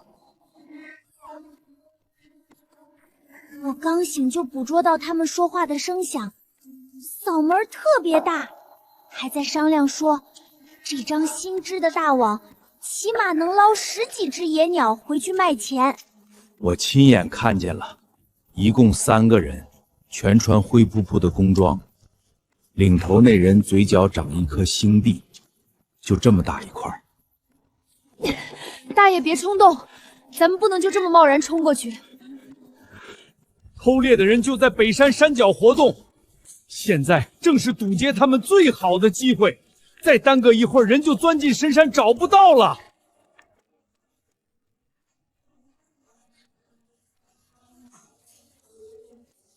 宋主任，绿园村北山有3名偷猎者，我现在发送实时定位给你，不用多问消息来源，你直接带着森林公安赶过来就行。图图，你伤势莫好，不用近身，飞到高空盯住3人移动路线，看清他们往哪个方向逃窜。大风低空跟在偷猎者身后，死死咬住，别跟丢踪迹。绿骨雀姐妹腿脚灵活，沿着灌木丛地面追踪脚印，随时回来传递消息。交给我们姐妹俩，常年进山探查，我们脚趾缝里全是侦查追踪的经验，绝对不会跟丢。阿宁，你安心在家里等消息，我们很快就回来报信儿。怎么蔫蔫的？咱们联手抓住偷猎团伙，立大功了，怎么反倒一点都不高兴？刚才鸟群分头追踪的时候，我听见一阵树枝断裂的轻响，老叶单独一个人趁机钻进山林深处跑掉了。公安只抓到他手下3个，主犯还在山里躲着。跑得了和尚跑不了庙，他在山里到处布陷阱，早晚有一天会露出马脚。以前总觉得能听懂所有鸟儿说话是累赘，每天吵吵闹一堆琐事缠身。今天我才彻底明白，能听见那些细细碎碎的鸟声，不是累赘，是我手里最趁手的那把刀。我们就是跑腿干活的，上头是谁我们一概不清楚，没什么能交代的。就是受人雇佣进山下网，别的真不知道，别再问我们了。安宁，这3个人嘴硬得很，审了半个钟头，死活不肯交代背后上线老爷的下落，线索直接卡在这儿断了。这帮人咬死不松口，老爷藏在山里，天天布网设夹，咱们根本没法全天盯着整片山林。线索断了之后更难抓他。坐在这儿愁眉苦脸有什么用？鸟群能帮咱们报信儿，可老叶手里有气枪、毒饵、捕鸟网，危险性太高，总不能每次都靠鸟儿以身犯险去探路。我得想个法子让他们学会主动避险，不用每次都等着我分辨危险。傻孩子，山里的鸟儿能给你通风报信是好事儿，但不能总让他们拿性命冒险。你专门教他们识别偷猎者的动作，只要看到人举起长杆，蹲下身铺网，弯腰往地面撒粉末毒瓤，这3个动作一出现，立刻全部起飞撤离，别停留，绕3圈确认安全，再回来给你报信儿。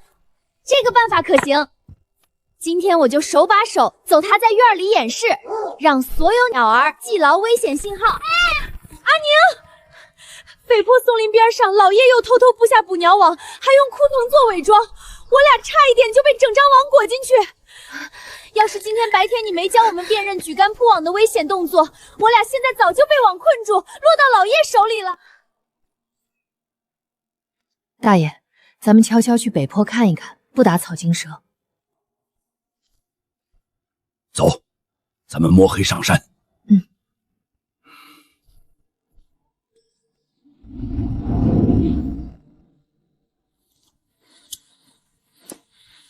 咱们不直接拆网打草惊蛇，给他留点天然警示，让他白费功夫。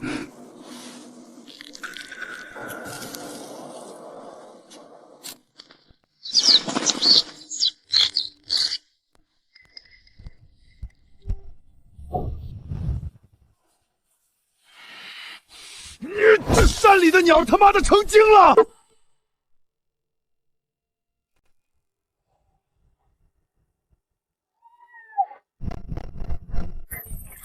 那个人，老叶，他专挑夜里出来活动，白天躲着，根本不露面。你看清楚了，他现在往哪个方向走？他背上背着铁制工具，分量很重，每走一步都会发出锵锵的金属枪声响，一路往溪谷上游的方向去了。溪谷上游全是草木，隐蔽性极强，他肯定是趁着夜色偷偷埋兽夹，专门等白天觅食的鸟儿中招。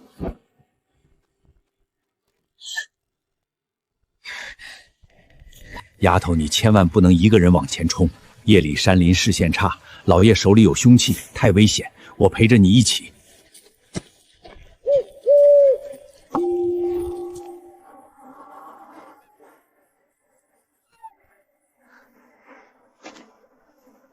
里面是不是埋了新的铁夹子？一个，两个，足足7个，全都藏在草丛底下，不仔细看根本发现不了。别怕，有我在，咱们把这些陷阱全部清理干净。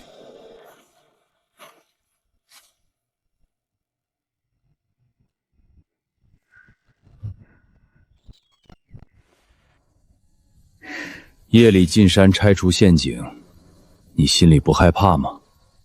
我当然怕，可比起我，老叶反倒更惧怕这群夜里值守的小家伙。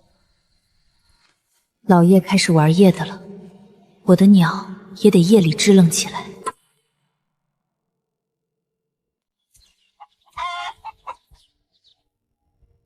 北山那边，阿郎，你是不是感应到了什么？我心里慌得很。你们这2天怎么老是盯着北山来回张望？从早上到现在坐都坐不住，是后山出什么怪事了吗？北山那边一直循环播放熊血酒的求偶叫声，声音模仿得惟妙惟肖，故意引诱雌鸟往不设陷阱的区域飞。老叶这个偷猎者简直无底线，居然用录音模仿鸟类鸣叫声设圈套诱捕，这种手段实在太下作了。拿录音骗毫无防备的野鸟自投罗网，老叶你心里半点良知都没有，为了钱什么阴招都想得出来。阿宁，他播放的不只有血翅的求偶声，还循环播放有隼的高空鸣笛。刚才大风听见同类的叫声，本能想要直接冲上百山，我拼尽全力飞到他身前阻拦，才把他劝回来。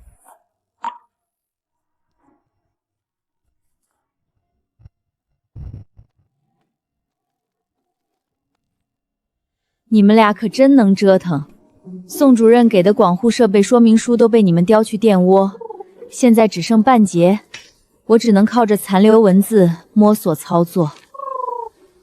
唉，前几天窝里干草太少，夜里睡觉冷，看见纸张柔软就邀回去铺窝了。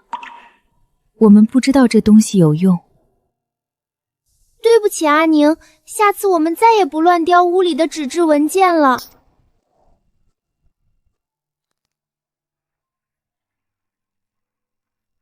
这台合法诱播器播放的是鸟类安全安抚鸣题，告诉山林里所有鸟兽这片区域有危险，不要靠近北山陷阱区，更好能抵消老叶害人的录音。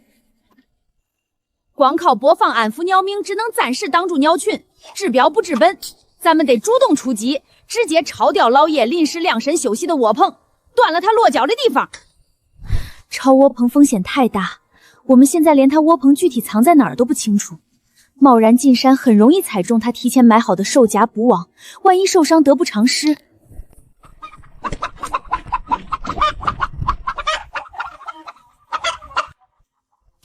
这点你不用发忧，我早就提前安排好了。我召集了40多只家养突击，全部听我指挥，浩浩荡荡跟着我进山，一窝鸡冲进去，足够搅乱他的窝棚，让他没法安心待在里面规划捕猎。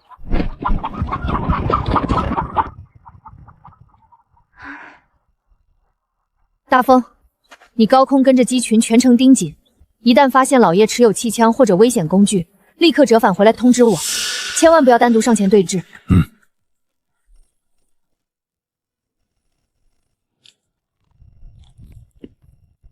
等这批诱捕录音引来大批野鸟，一网收走，转手就能卖一大笔钱。到时候直接换个地方继续干，没人能找到我。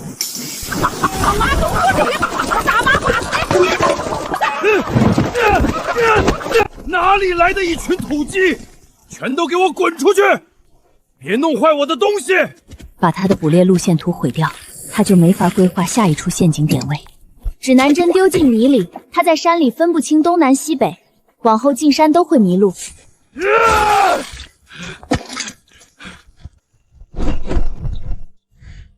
老叶连夜收拾工具，转移藏身地点。我全程低空盯梢，记下他新的落脚处是东南坡废弃羊铺，周边没有其他村民，方便他藏捕猎工具。老叶接连不断折腾各种阴招，诱捕录音，搭建临时窝棚，每一次搞小动作都会暴露自己的踪迹，破绽越来越多。抓住他只是早晚的事，不用太着急。你不怕他急了，真伤鸟。宋主任，人已经提前跑了，现场没有发现老叶和他那3个红火，看样子是昨夜察觉到动静，连夜转移。你们仔细搜查石洞内部，不要放过任何角落。老爷大概率把捕猎工具藏在这里，全部清点收好，带回局里取证。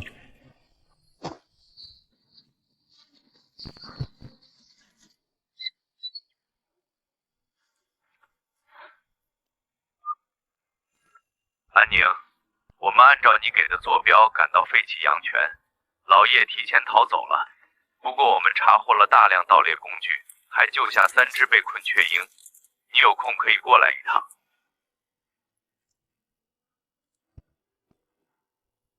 大爷，咱们去东南坡羊圈，公安那边抓到被困雀鹰了，我得过去看看他们的情况。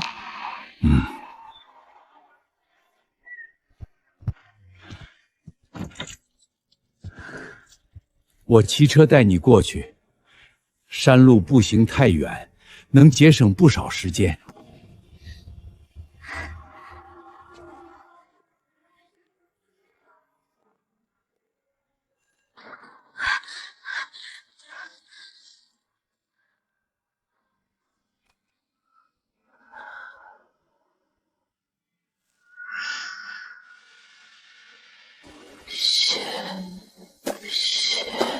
别怕，我们不会再让你被困在笼子里受苦，马上就放你出来。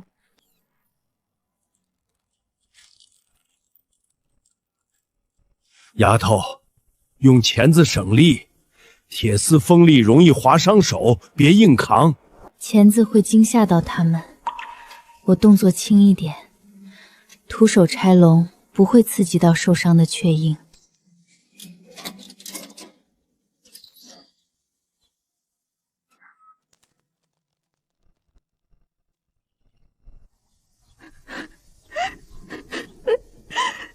丫头别难过，这次虽然没抓到老叶，但我们救下了鸟儿，也算有所收获。他跑不远，早晚能抓到。我知道，这次让他逃掉，下次我绝不会再给他逃跑的机会。今天我跟公安救下3只雀鹰，可老叶依旧逍遥法外。往后咱们不能再被动等他布设陷阱。从今天开始，院子设立统一预警机制，不管是谁，只要发现老叶本人，他留下的捕网、兽夹、毒饵、心脚印，立刻飞到我卧室窗台，连续啄3下玻璃，就算是半夜也不用顾忌，我一定会醒。阿宁，要是我们夜里害怕，也可以做窗户叫你吗？当然可以，不管是遇到危险还是心里害怕，随时都能来找我。这才像我认识的小安宁。打今儿起，鸟认路，你认人，咱把山头一寸一寸翻过来。都怪咱们上次随便在山里捡那颗巨蛋，差点让安宁被大白当成偷蛋的贼人。万一当时大白动起手来，阿白可就要吃亏了。一想到这事，我心里就堵得慌。我当时只是看着蛋新奇，想捡回来给阿宁瞧瞧，我哪能搅到那是大白的孩子嘛？现在做错了事，咱们总得想办法将功补过才行。你俩今天是怎么回事？平日里抢吃食比谁都积极，今天粮食放跟前都不吃，难不成是哪里不舒服？我们没事，就是不太饿，不用管我们。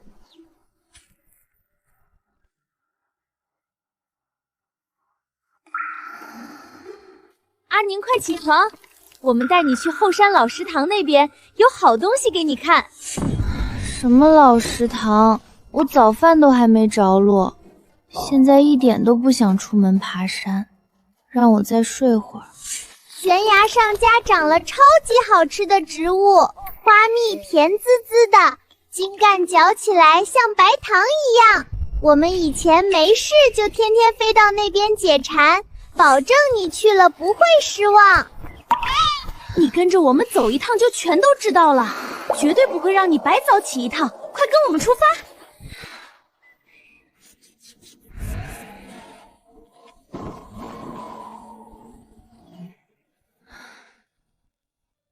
今日高空气流平稳，我一路跟着你们，高处有动静我能第一时间提醒。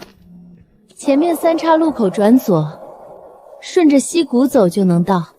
那片悬崖区域我过往巡查见过好几次，整片地形我全都熟悉于心，路障不会走岔路。你们这群小祖宗，出门进山也不知道提前喊我一声，万一山路出现陷阱，你们几个小家伙根本护不住安宁。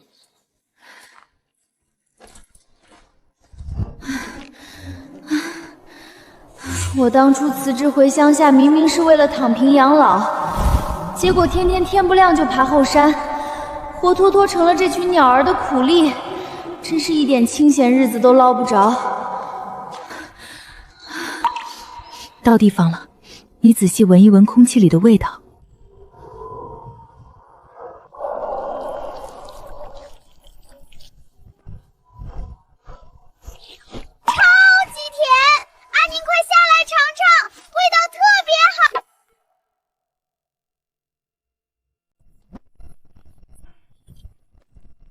丫头，你疯了！这崖面倾斜角度快80度，底下全是尖锐碎石坡，真要是踩空摔下去，连完整骨头都找不到。就是底下那一丛，每年春天开花最旺盛，根增长得最粗壮的就是它。我们能飞下去靠近石湖，可我们会太小，咬不断坚硬老茎，根本没法翻好带上来。我俯冲下去，用爪子掰断荆条，一根一下，速度很快。不行，你爪子力道太重，一抓会连带底下根系全部拽松。今年采完，明年这片石湖就长不出来了，得不偿失。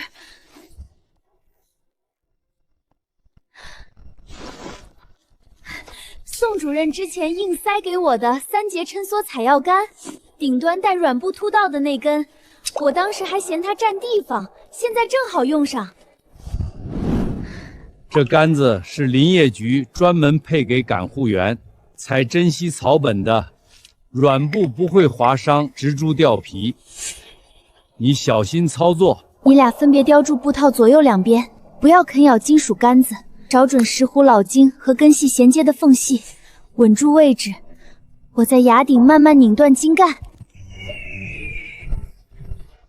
成功采下一根了。别松口，咱们继续，多采几根成熟老茎。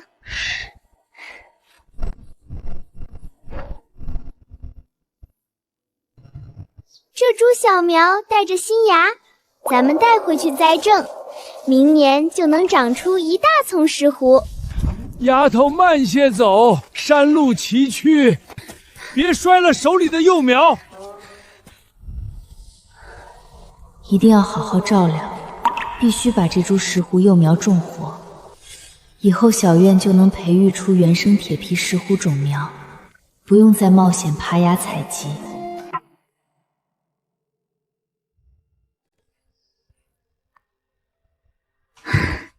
终于拍完了，这下林业局能看清石斛品相了。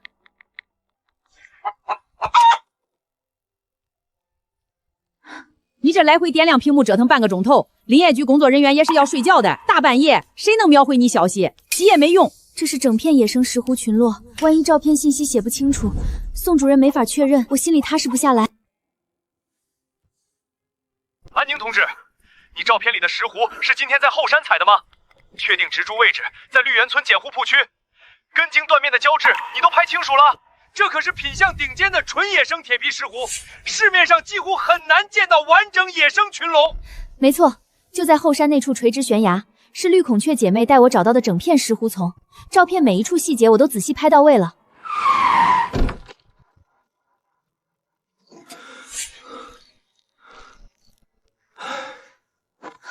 宋主任，你怎么突然蹲地上？身体哪里不舒服吗？安宁同志，你根本不清楚这一筐野生石斛的市场价值是几百块，还是几千？远不止这些。野生铁皮石斛按克售卖，这一整筐石斛足够覆盖咱们管护祭典一整年全部运营经费。坏了，上次私自采摘保护草药的教训还没记牢。野生铁皮石斛是国家2级保护植物，这下要出大事了，发财了！有这笔经费，小院所有鸟舍、药材培育棚全都能翻新，往后不用再为物资发愁，后半辈子守着这群小鸟轻松度日。你不用慌，国家出台了山林掩护专项新政策，管护员在划定微型保护区内只采取成熟老茎，保留幼苗与原生根系，所有售卖收益全部归掩护站点，专门用于山林生态维护、野生动物救治，收益归管护站。之前天天念叨只想躺平过清闲日子，现在管护站有稳定收入来源，这下不用愁开销了。躺平也是需要经费支撑的，修缮鸟前、采购鸟粮、救护药品，哪一样不要花钱？我今天立刻起草书面申报文件，绿园村野生金胶石斛微型保护区，天亮第一时间向上级部门上报审批。安宁同志，你这处管护小院往后价值只会越来越高。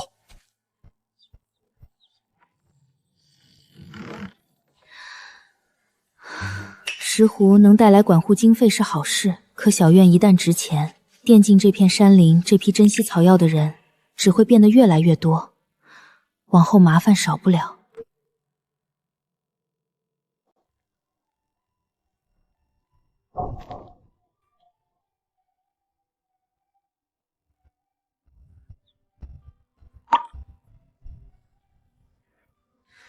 篱笆给你围严实了，正午日头烈，小苗扛不住直晒，等下让院里小家伙们找点大树叶遮一遮。你咋还搁这儿犯愁？当年你爷爷在这块地种山药，腐殖土掺3成发酵鸡粉，土质松软又养根，这法子你全忘光了。这事都过去多少年了，我小时候都记不太清，你居然还记得这么细。那是，你小时候偷摸揪我尾巴毛的事儿我都记着呢。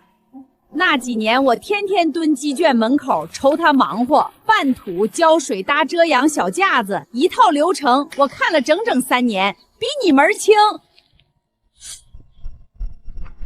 太阳一到中午就晒得仿烫，嫩芽要是晒蔫了，阿宁心里肯定难受。咱们多铺2层叶子挡挡光。我早上巡逻顺路捡的，这种叶子厚，遮阳效果更好。亏你巡逻还惦记着小苗，有心了啊，大风。管护站的花草，我理应多照看些。蹲这儿，咱还半天不说话，眼圈红彤彤的，难不成是想哭？谁哭了？就是山里早上的风刮得眼睛有点发酸而已。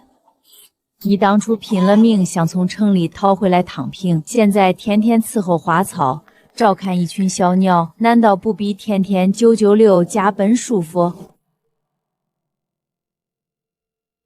之前上山采石图全凭感觉，从今天起咱们得按规矩来，正规开展欢呼采集。啥叫正规？难不成采个草药还要讲究条条框框？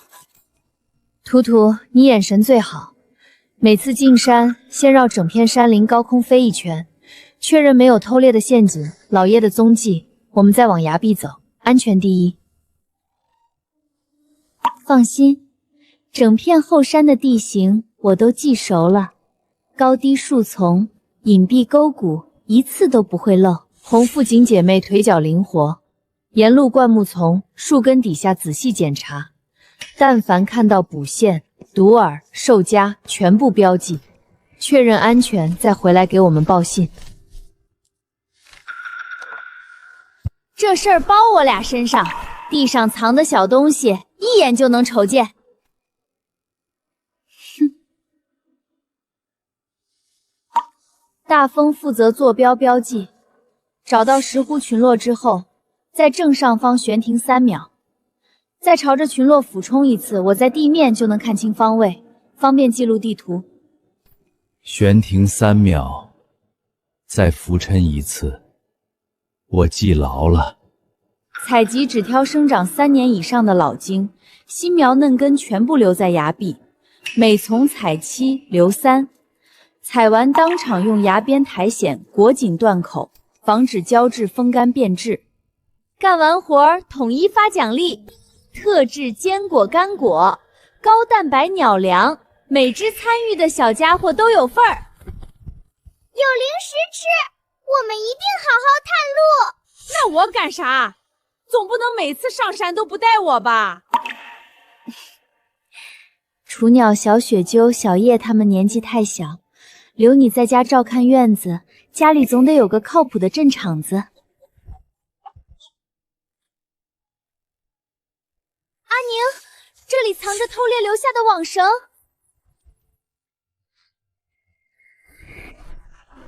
丫头，我在山里护林几10年，从没见过人和野鸟配合的这么顺。你天生就适合干这份管护的活。什么天生适合？纯粹是被逼着上班罢了。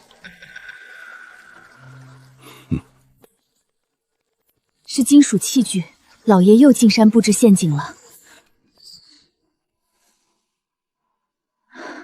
你俩顺着矮灌蒙悄悄原路返回，别发出一点动静。回去告诉狼花，今天夜里所有小鸟都不要单独飞出院子。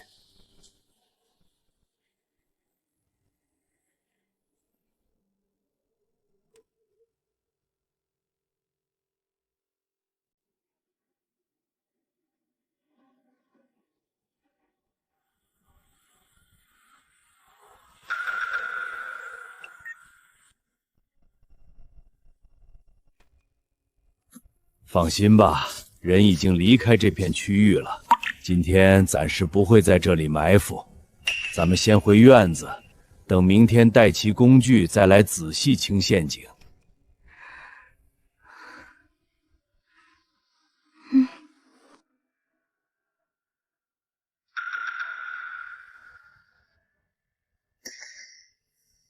他现在往山林更深处钻了，以前只敢在浅坡活动，现在胆子越来越大，藏的地方也更隐蔽难寻。这3个地方都是老叶频繁出没的地点。从明天开始，咱们分3组轮班巡查，不能再漏过任何一处角落。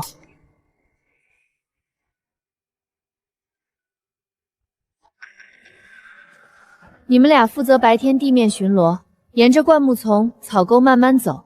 但凡看见尼龙捕网、铁丝套、毒饵堆，不用贸然上前破坏，记住准确位置，立刻回来报信。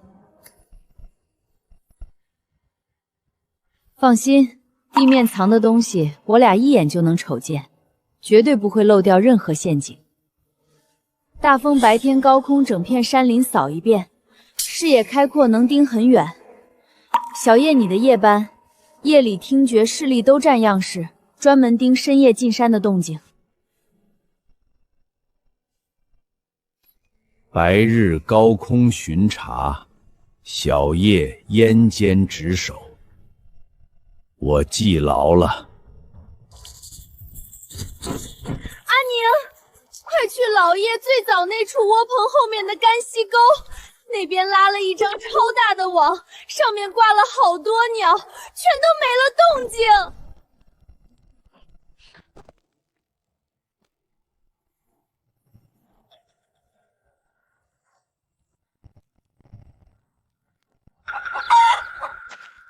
我不会让他们白白丧命。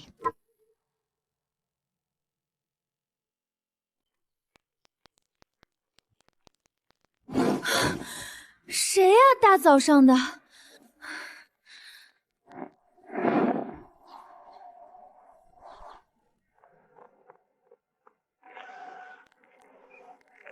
大清早往院里扔石头，摆明了是故意吓唬人。除了老叶，没别人能干出这种下三滥的事儿。撒黄黄是想驱走院里所有小鸟，他打不着，抓不到，就只能用这种阴招搞破坏，真是一点底线都没有。阿宁，大字么好！活泼干草草突然起火了，今早刮东南风，火苗正朝着整片树林烧过去。再耽搁下去，后世大片林木都要被烧光。大白，你体型最大，翅膀锋利足，立刻飞到火线上方，用翅膀把火往西边光秃秃的石坡山，绝对不能让火苗钻进树林。林子里面全是筑巢的小鸟。明白，我这就升空压制火势，绝不会让山火蔓延进林区。大风，你飞至100米高空，全程盯紧火势，哪边火头变大，往危险方向偏移，立刻俯冲下来给我报信儿。收到，我全程紧盯火线走向，有异动第一时间折返报信。图图、小叶，你们带上另外3只菱角鸮，集体飞到小河边战尸羽毛，往返飞到火边抖落水珠，不用主用强求，一次性扑灭大火。只要拖住火势蔓延速度，等林业局消防车赶到就行。注意不要靠火苗太近灼伤自己。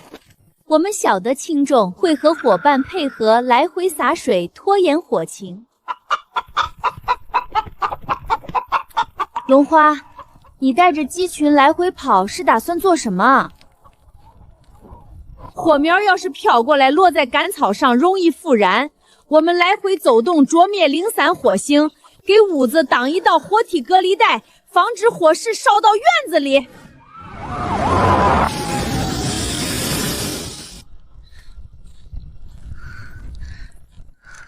怎么就烧成这样了？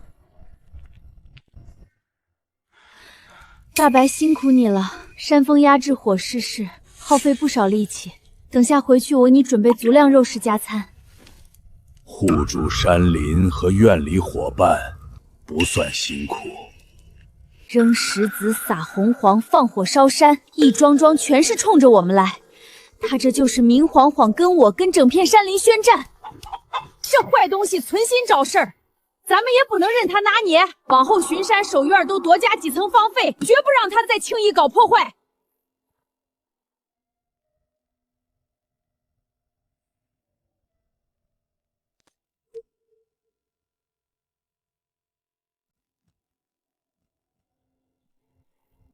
怎么了？今天一口东西都不吃，是哪里不舒服吗？北边有很厉害的东西要过来，气温会降得特别低，山里好多小鸟扛不住，都会往三角这边逃。怪不得图图这么反常，原来是要大降温，这下山里的小生灵可要遭罪了。巡逻一圈冻坏了吧？先喝点温水缓一缓。山里现在情况怎么样？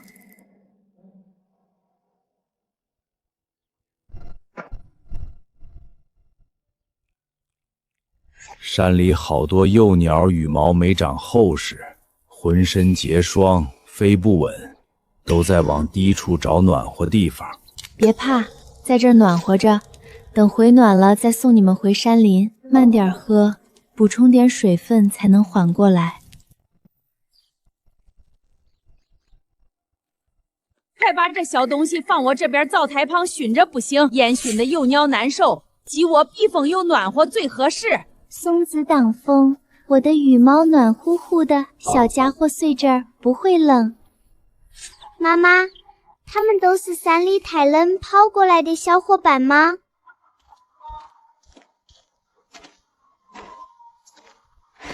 大爷，你看，我这小院现在都快成鸟类临时避难所了。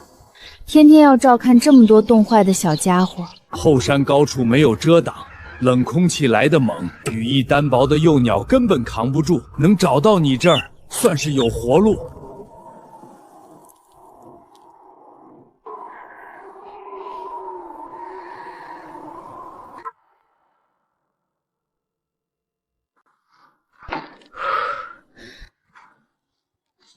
这鬼天气，门都冻住了。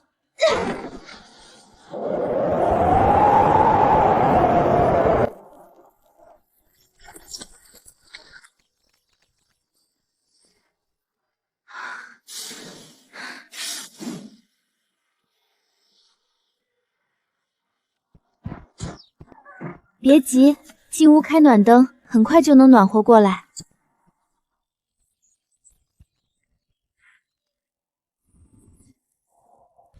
可算把你们都安顿好了。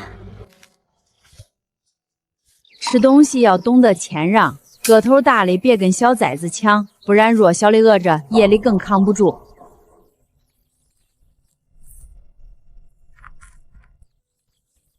这些都是受冻过来的小伙伴，你年纪小，走路别踩到他们受伤的翅膀。妈妈，咱们园子一下子多了这么多新朋友，以后是不是天天都能一起玩啦？他们只是暂时躲风雪，等雪化天气回暖，大都还是要回自家山林的。不过现在，阿宁会好好护住每一只。阿宁呼吸温温软软，待在他身边特别安全。北边山林还有一批幼鸟没下山，明天一早我再去巡查，把落难的小家伙带回来。明天辛苦你们二位，山里气温还在往下掉，落单的幼鸟要是没人接应，熬不过今晚的风雪。放心，明天天刚亮，我就跟大风分两头搜寻，但凡看见冻得飞不动的小鸟，全都带回院子。院墙我夜里也会轮流值守，防止雪夜黄鼠狼钻进来偷袭这群小家伙。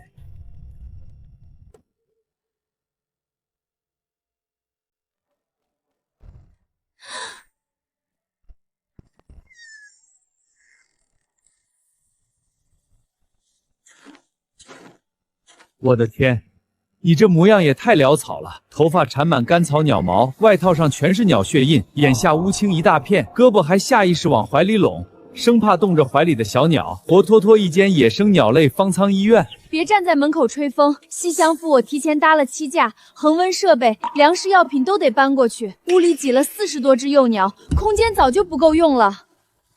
好，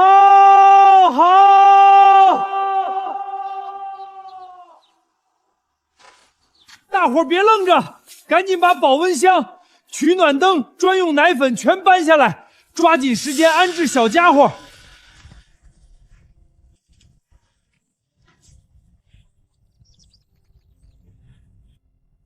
我干林业检护整整30年，从来没见过管护地点这么热闹，一大群人围着几十只野鸟忙活，还是头一回。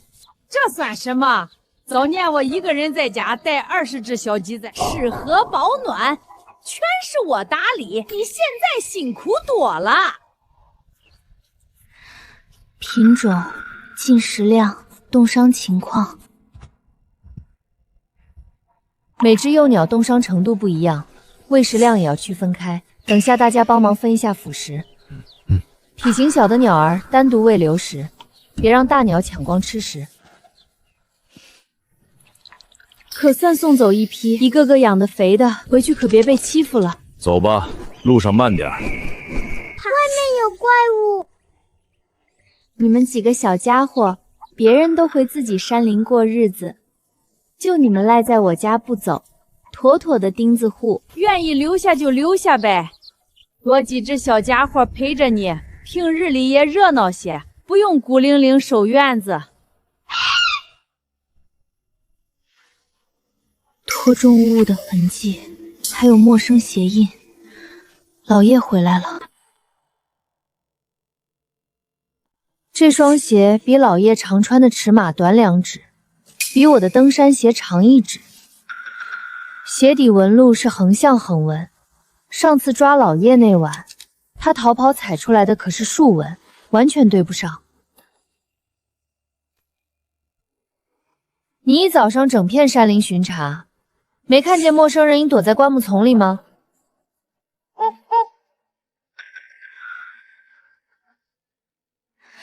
整片柏山西侧溪沟，我都挠了2区，没有僧人活动的冷迹，只有松鼠、野兔留下的脚印。路尺码全都不一样，老叶要么带了同伙，要么添置了全新套作案装备，这下麻烦更大了。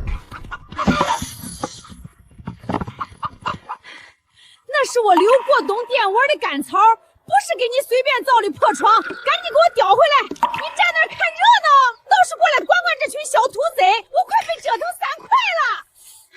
记住，红色果子糖分足，吃着香甜；绿色野莓又苦又涩，千万别随便啄。沉重跺脚声是老叶，轻快蹦跳是松鼠，拖沓摩擦声是野猪，急促连续脚步声就是张大爷上山来了。听见动静不用慌。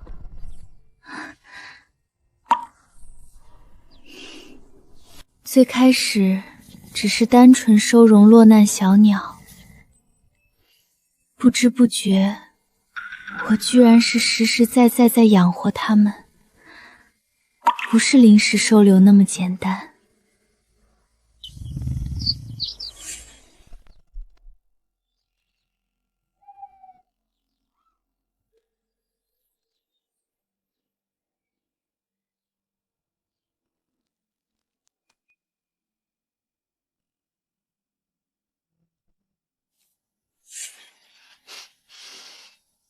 端面清白湿润，枝叶还没有飞干，一看就是几分钟前刚弄断。机油味儿，老爷就躲在墙外灌木丛里，听了好久院子里的动静，搞清楚咱们幼鸟多，防备容易松懈，指不定又在策划坏事。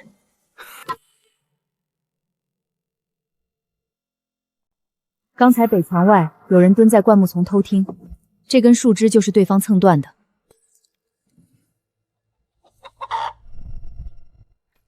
枝上有机油味儿，肯定是老叶。他要是敢碰这群小崽子一根远毛，我带着所有鸡跟他拼命！硬碰硬吃亏的是我们，咱们提前分工布哨，打有准备的仗。小叶，还有另外3只韩朝留下来的菱角鸮，夜班岗全部交给你们。我们会守好北墙头、东墙角、西房顶，只要有人靠近院墙5米以内，就连着啄3下你的卧室玻璃报信，不会记错。你夜里趴在屋顶隐蔽处，千万别发出动静。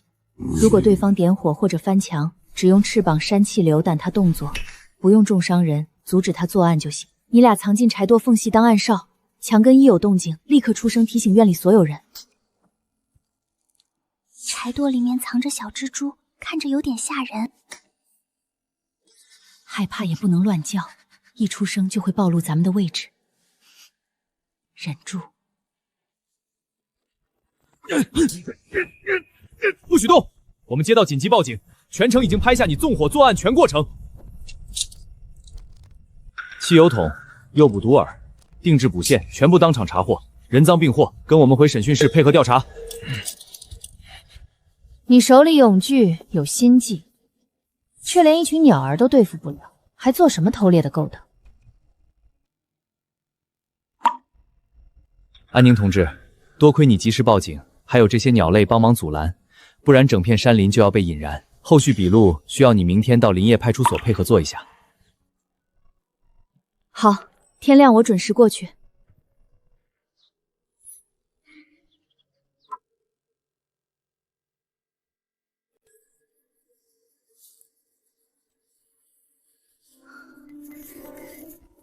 这铁丝和之前老爷用的完全不一样，粗硬不少，还带倒刺，普通市面上根本买不到。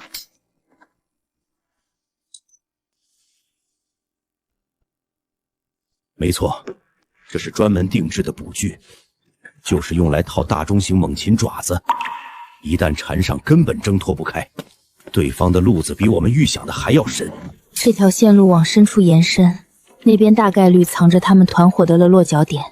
明天必须进山探查线索。邻省牌照，定制捕兽工具。看来老爷不是单独作案，背后有跨区域团伙接应。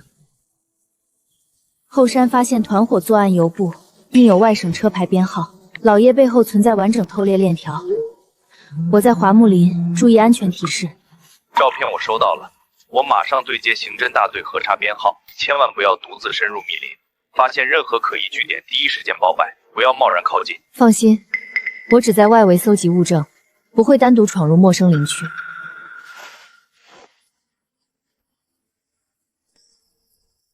是雕的羽毛，看来他们连大型猛禽也不会放过。你见过这只雕？之前和偷猎团伙交手过，不对？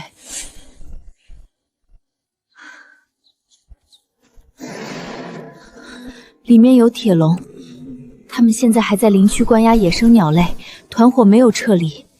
要不要我立刻折返小院儿，通知张大爷和宋主任前来支援？安宁，跟你说审讯这边的新进展，我们单独审老叶一上午，他从头到尾咬死不认同伙，翻来覆去就2句，我一个人干的，没有别人，嘴硬得很。我们把你送来的定制粗铁丝、印外省编号的邮布碎片，全都摊在审讯桌摆摊面前，你是没看见，老叶眼皮当场连续跳了3下，整个人瞬间慌了，额头哗哗冒冷汗，嘴唇惨白，这编号他绝对认识。就是跨区域上线的标记，总算有突破口了。我这边鸟群这几天持续在鹰嘴崖周边巡查，陆续找到不少团伙遗留痕迹。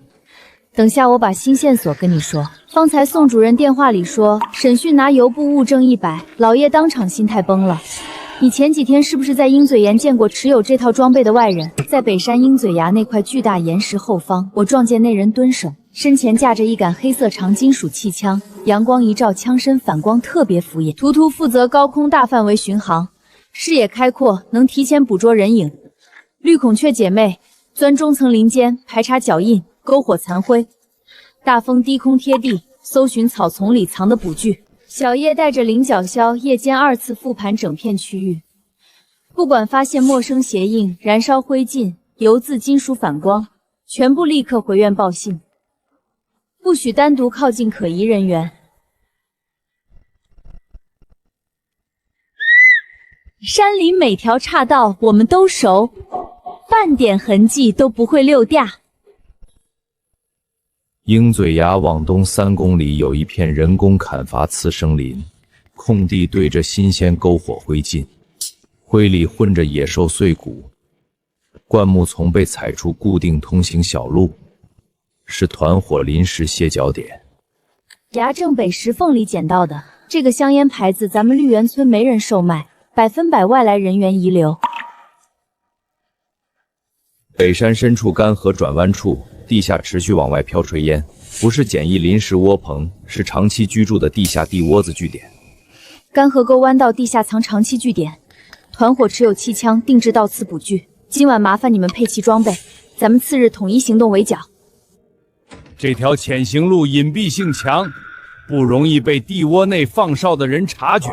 这次咱们不再单独硬拼，林业局工作人员、森林公安大队会一同到场支援，人手充足，安全系数高很多。明天清早联合行动，有帮手。丫头，咱们公安6个人早半小时，就顺着这密空分散包抄了，东南西3个方向全部堵死，一点空子都没留。现在就等鸟群传回据点内部的动静，确认人数和防备，咱们才能通知大伙往前压。2圈盘旋代表地窝里面有2个人往东边偏，说明东侧一直有人来回走动放哨，咱们得提防那边的人突然窜出来。大风这一套动作又是啥暗号？你快跟我说说，别我转头跟公安传话讲不清楚。连续3下气流煽动是西侧加猎狗，动静大，容易暴露咱们的埋伏，让西边队员动作再轻一点。各组注意，目标地窝内2名嫌疑人，西侧存有猎犬，全员压低身形，缓慢推进，切勿发出大动静。大爷，头顶松阿说地窝内摆满大号铁笼，关押大量野鸟。侧边画眉告知角落埋藏多包毒贩，诱捕小型鸟兽。坏了，北边有人打算趁大雾偷偷往密林逃窜，快通知北侧埋伏的民警提前拦截。北侧小组注意，有嫌疑人企图向北山林逃跑，提前封锁林间小道。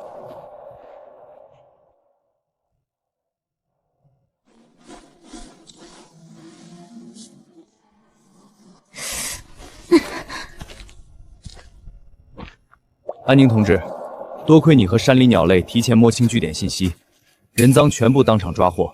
等下麻烦你跟着我们做现场指认，记录一下你之前发现的油布、铁丝等物证线索。没问题，现场情况我都看得清清楚楚。等下我会把所有发现的线索完整说清楚。这人就是跨省盗猎团伙核心成员，后续审讯还需要你的证词配合。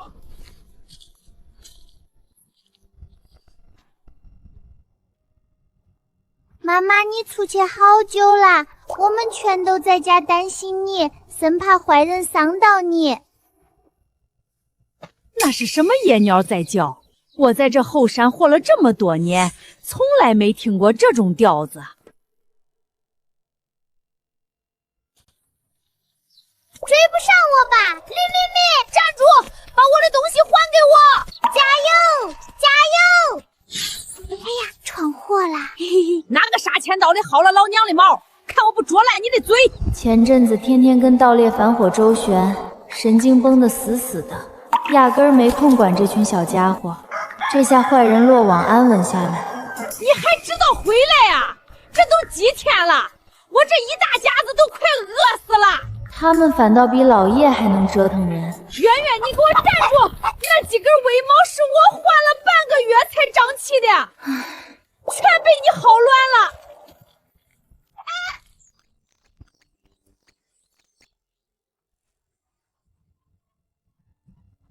别在柴垛鸡窝这边瞎闹！我前几天让张大爷打了攀爬架，要折腾全都去那边。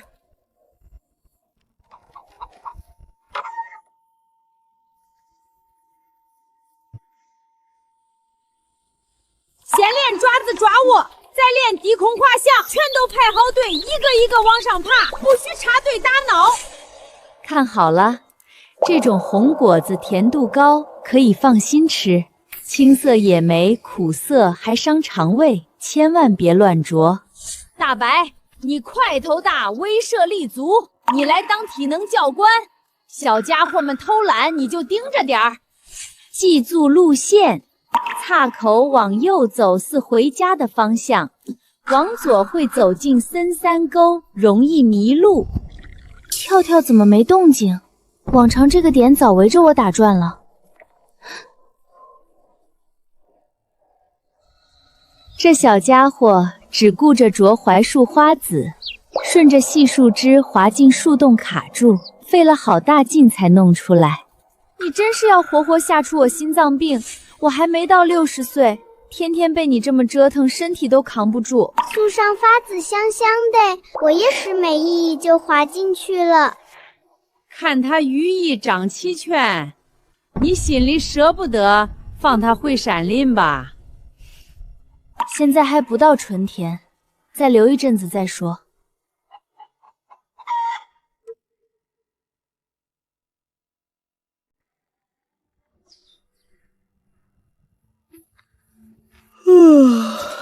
又是被花蜜香醒的一天。今年的花蜜格外甜呢。你们俩一大早跑这偷花蜜，嘴和脸都燥得一塌糊涂，谁看得出来是漂亮孔雀了？啊，你这花蜜甜滋滋的，味道特别好，你也过来尝尝。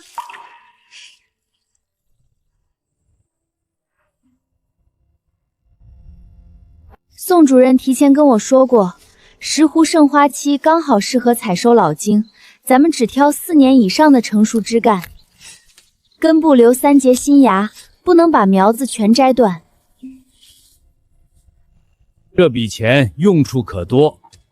管护站缺一台全新恒温箱，2套伸缩采药岗也该换新。院子西边院墙开裂漏风，正好趁着机会修整加固。王后大风天天抓老鼠喂猫头鹰，这算不算他的工资收入？要不要担保给他存一份？别瞎打趣，老鼠是给小叶他们当口粮的，跟工钱两码事儿。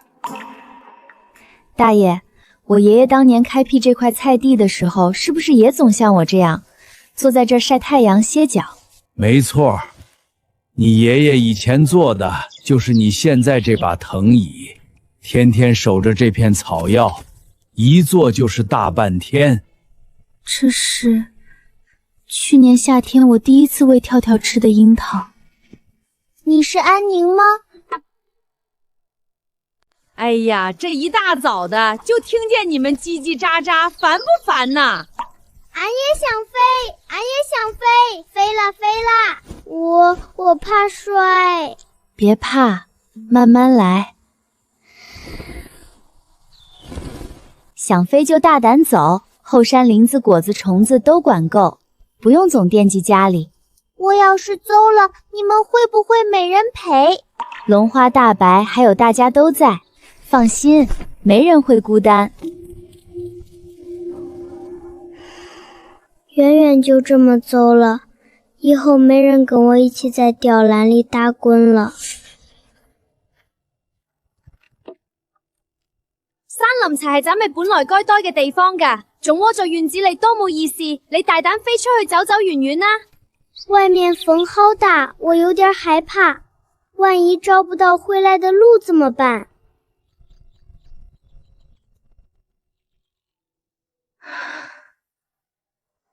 这下滚滚也跟着走了，再过几天，剩下几只怕是也要动身。它们羽翼都长硬了，总不能一輩子困在小院裏。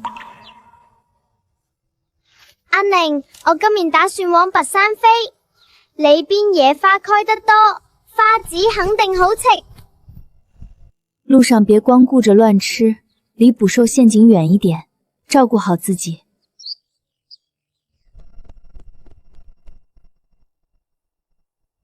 咱们也该出发去东边山谷了，听说那边溪水边上有很多嫩草籽。走之前跟阿宁打声招呼吧，多亏他冬天收留咱们。这下可好，一个个全飞走了，院子一下冷清的火样，连个跟我抢食的小崽子都没了。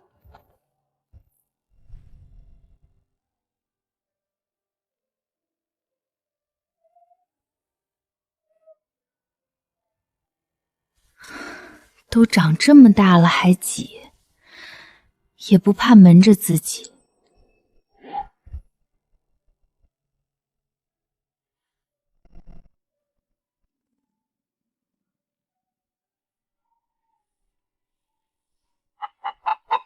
本来还少一张嘴吃饭，这下又多了个小家伙要我跟着操心。就当提前练练手，以后老了也好有个伴儿，对吧，滚滚？北坡林子里藏着个很大的金属东西，整片坡都能听见金属碰撞的动静。你看得仔细吗？是盗猎用的铁笼子，还是别的什么器械？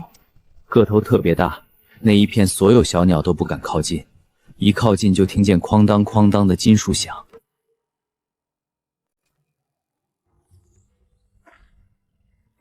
你一个人进山，我实在不放心。北坡那片林子从来少有人去，万一再撞见盗猎残留的陷阱，可怎么办？放心，那只白斑小鸟全程带路，它清楚林子里所有动静，我不会乱闯偏僻死角。中午之前肯定回来。我熟那片山坳，哪里有断枝、捕具、残网，我都能提前看见，不会让它出事。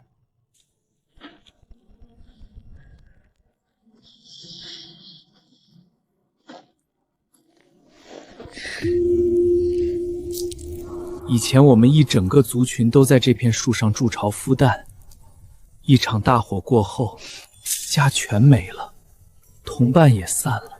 这片林子不能就这么荒废。往后每一年开春，我都会带着院里所有鸟儿过来，一棵一棵谱种树苗，慢慢把这里重新养回适合栖息的样子。咱们不急，一年一年慢慢来。你也看见了，这里被毁得这么严重，以后咱们得多过来照看这片山坳。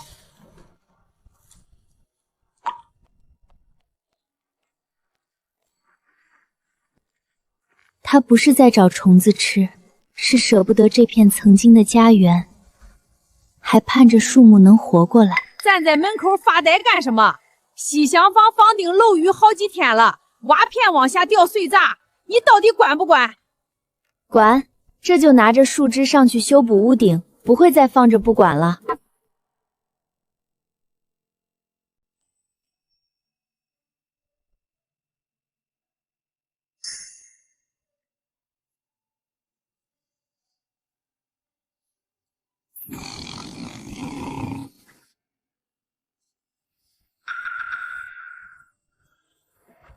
一天到晚就惦记这点花蜜，再这么啃，我这一下子石斛早晚被你啃得只剩干子。小孩子家家的，哪有不贪嘴的？随他们闹，只要不把花根刨了，随便折腾。阿宁，我也想吃花蜜，能不能分我一点？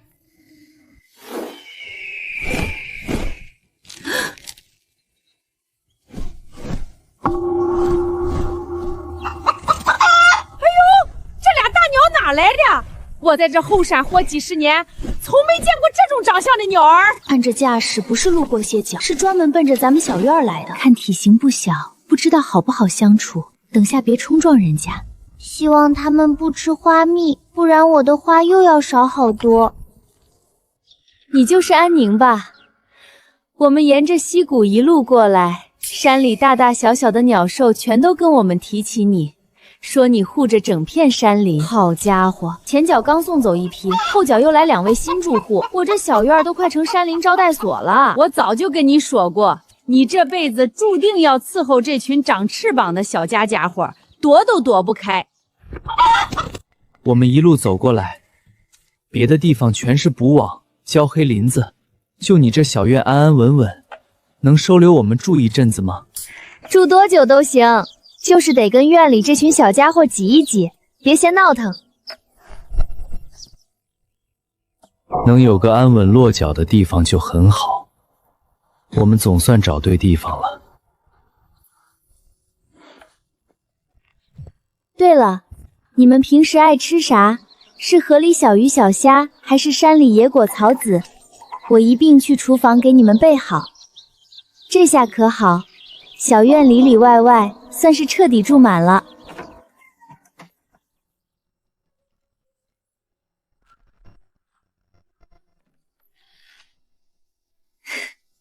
以后再有新朋友进山投奔，记得提前打声招呼报备一下啊，别搞突然袭击。开饭喽！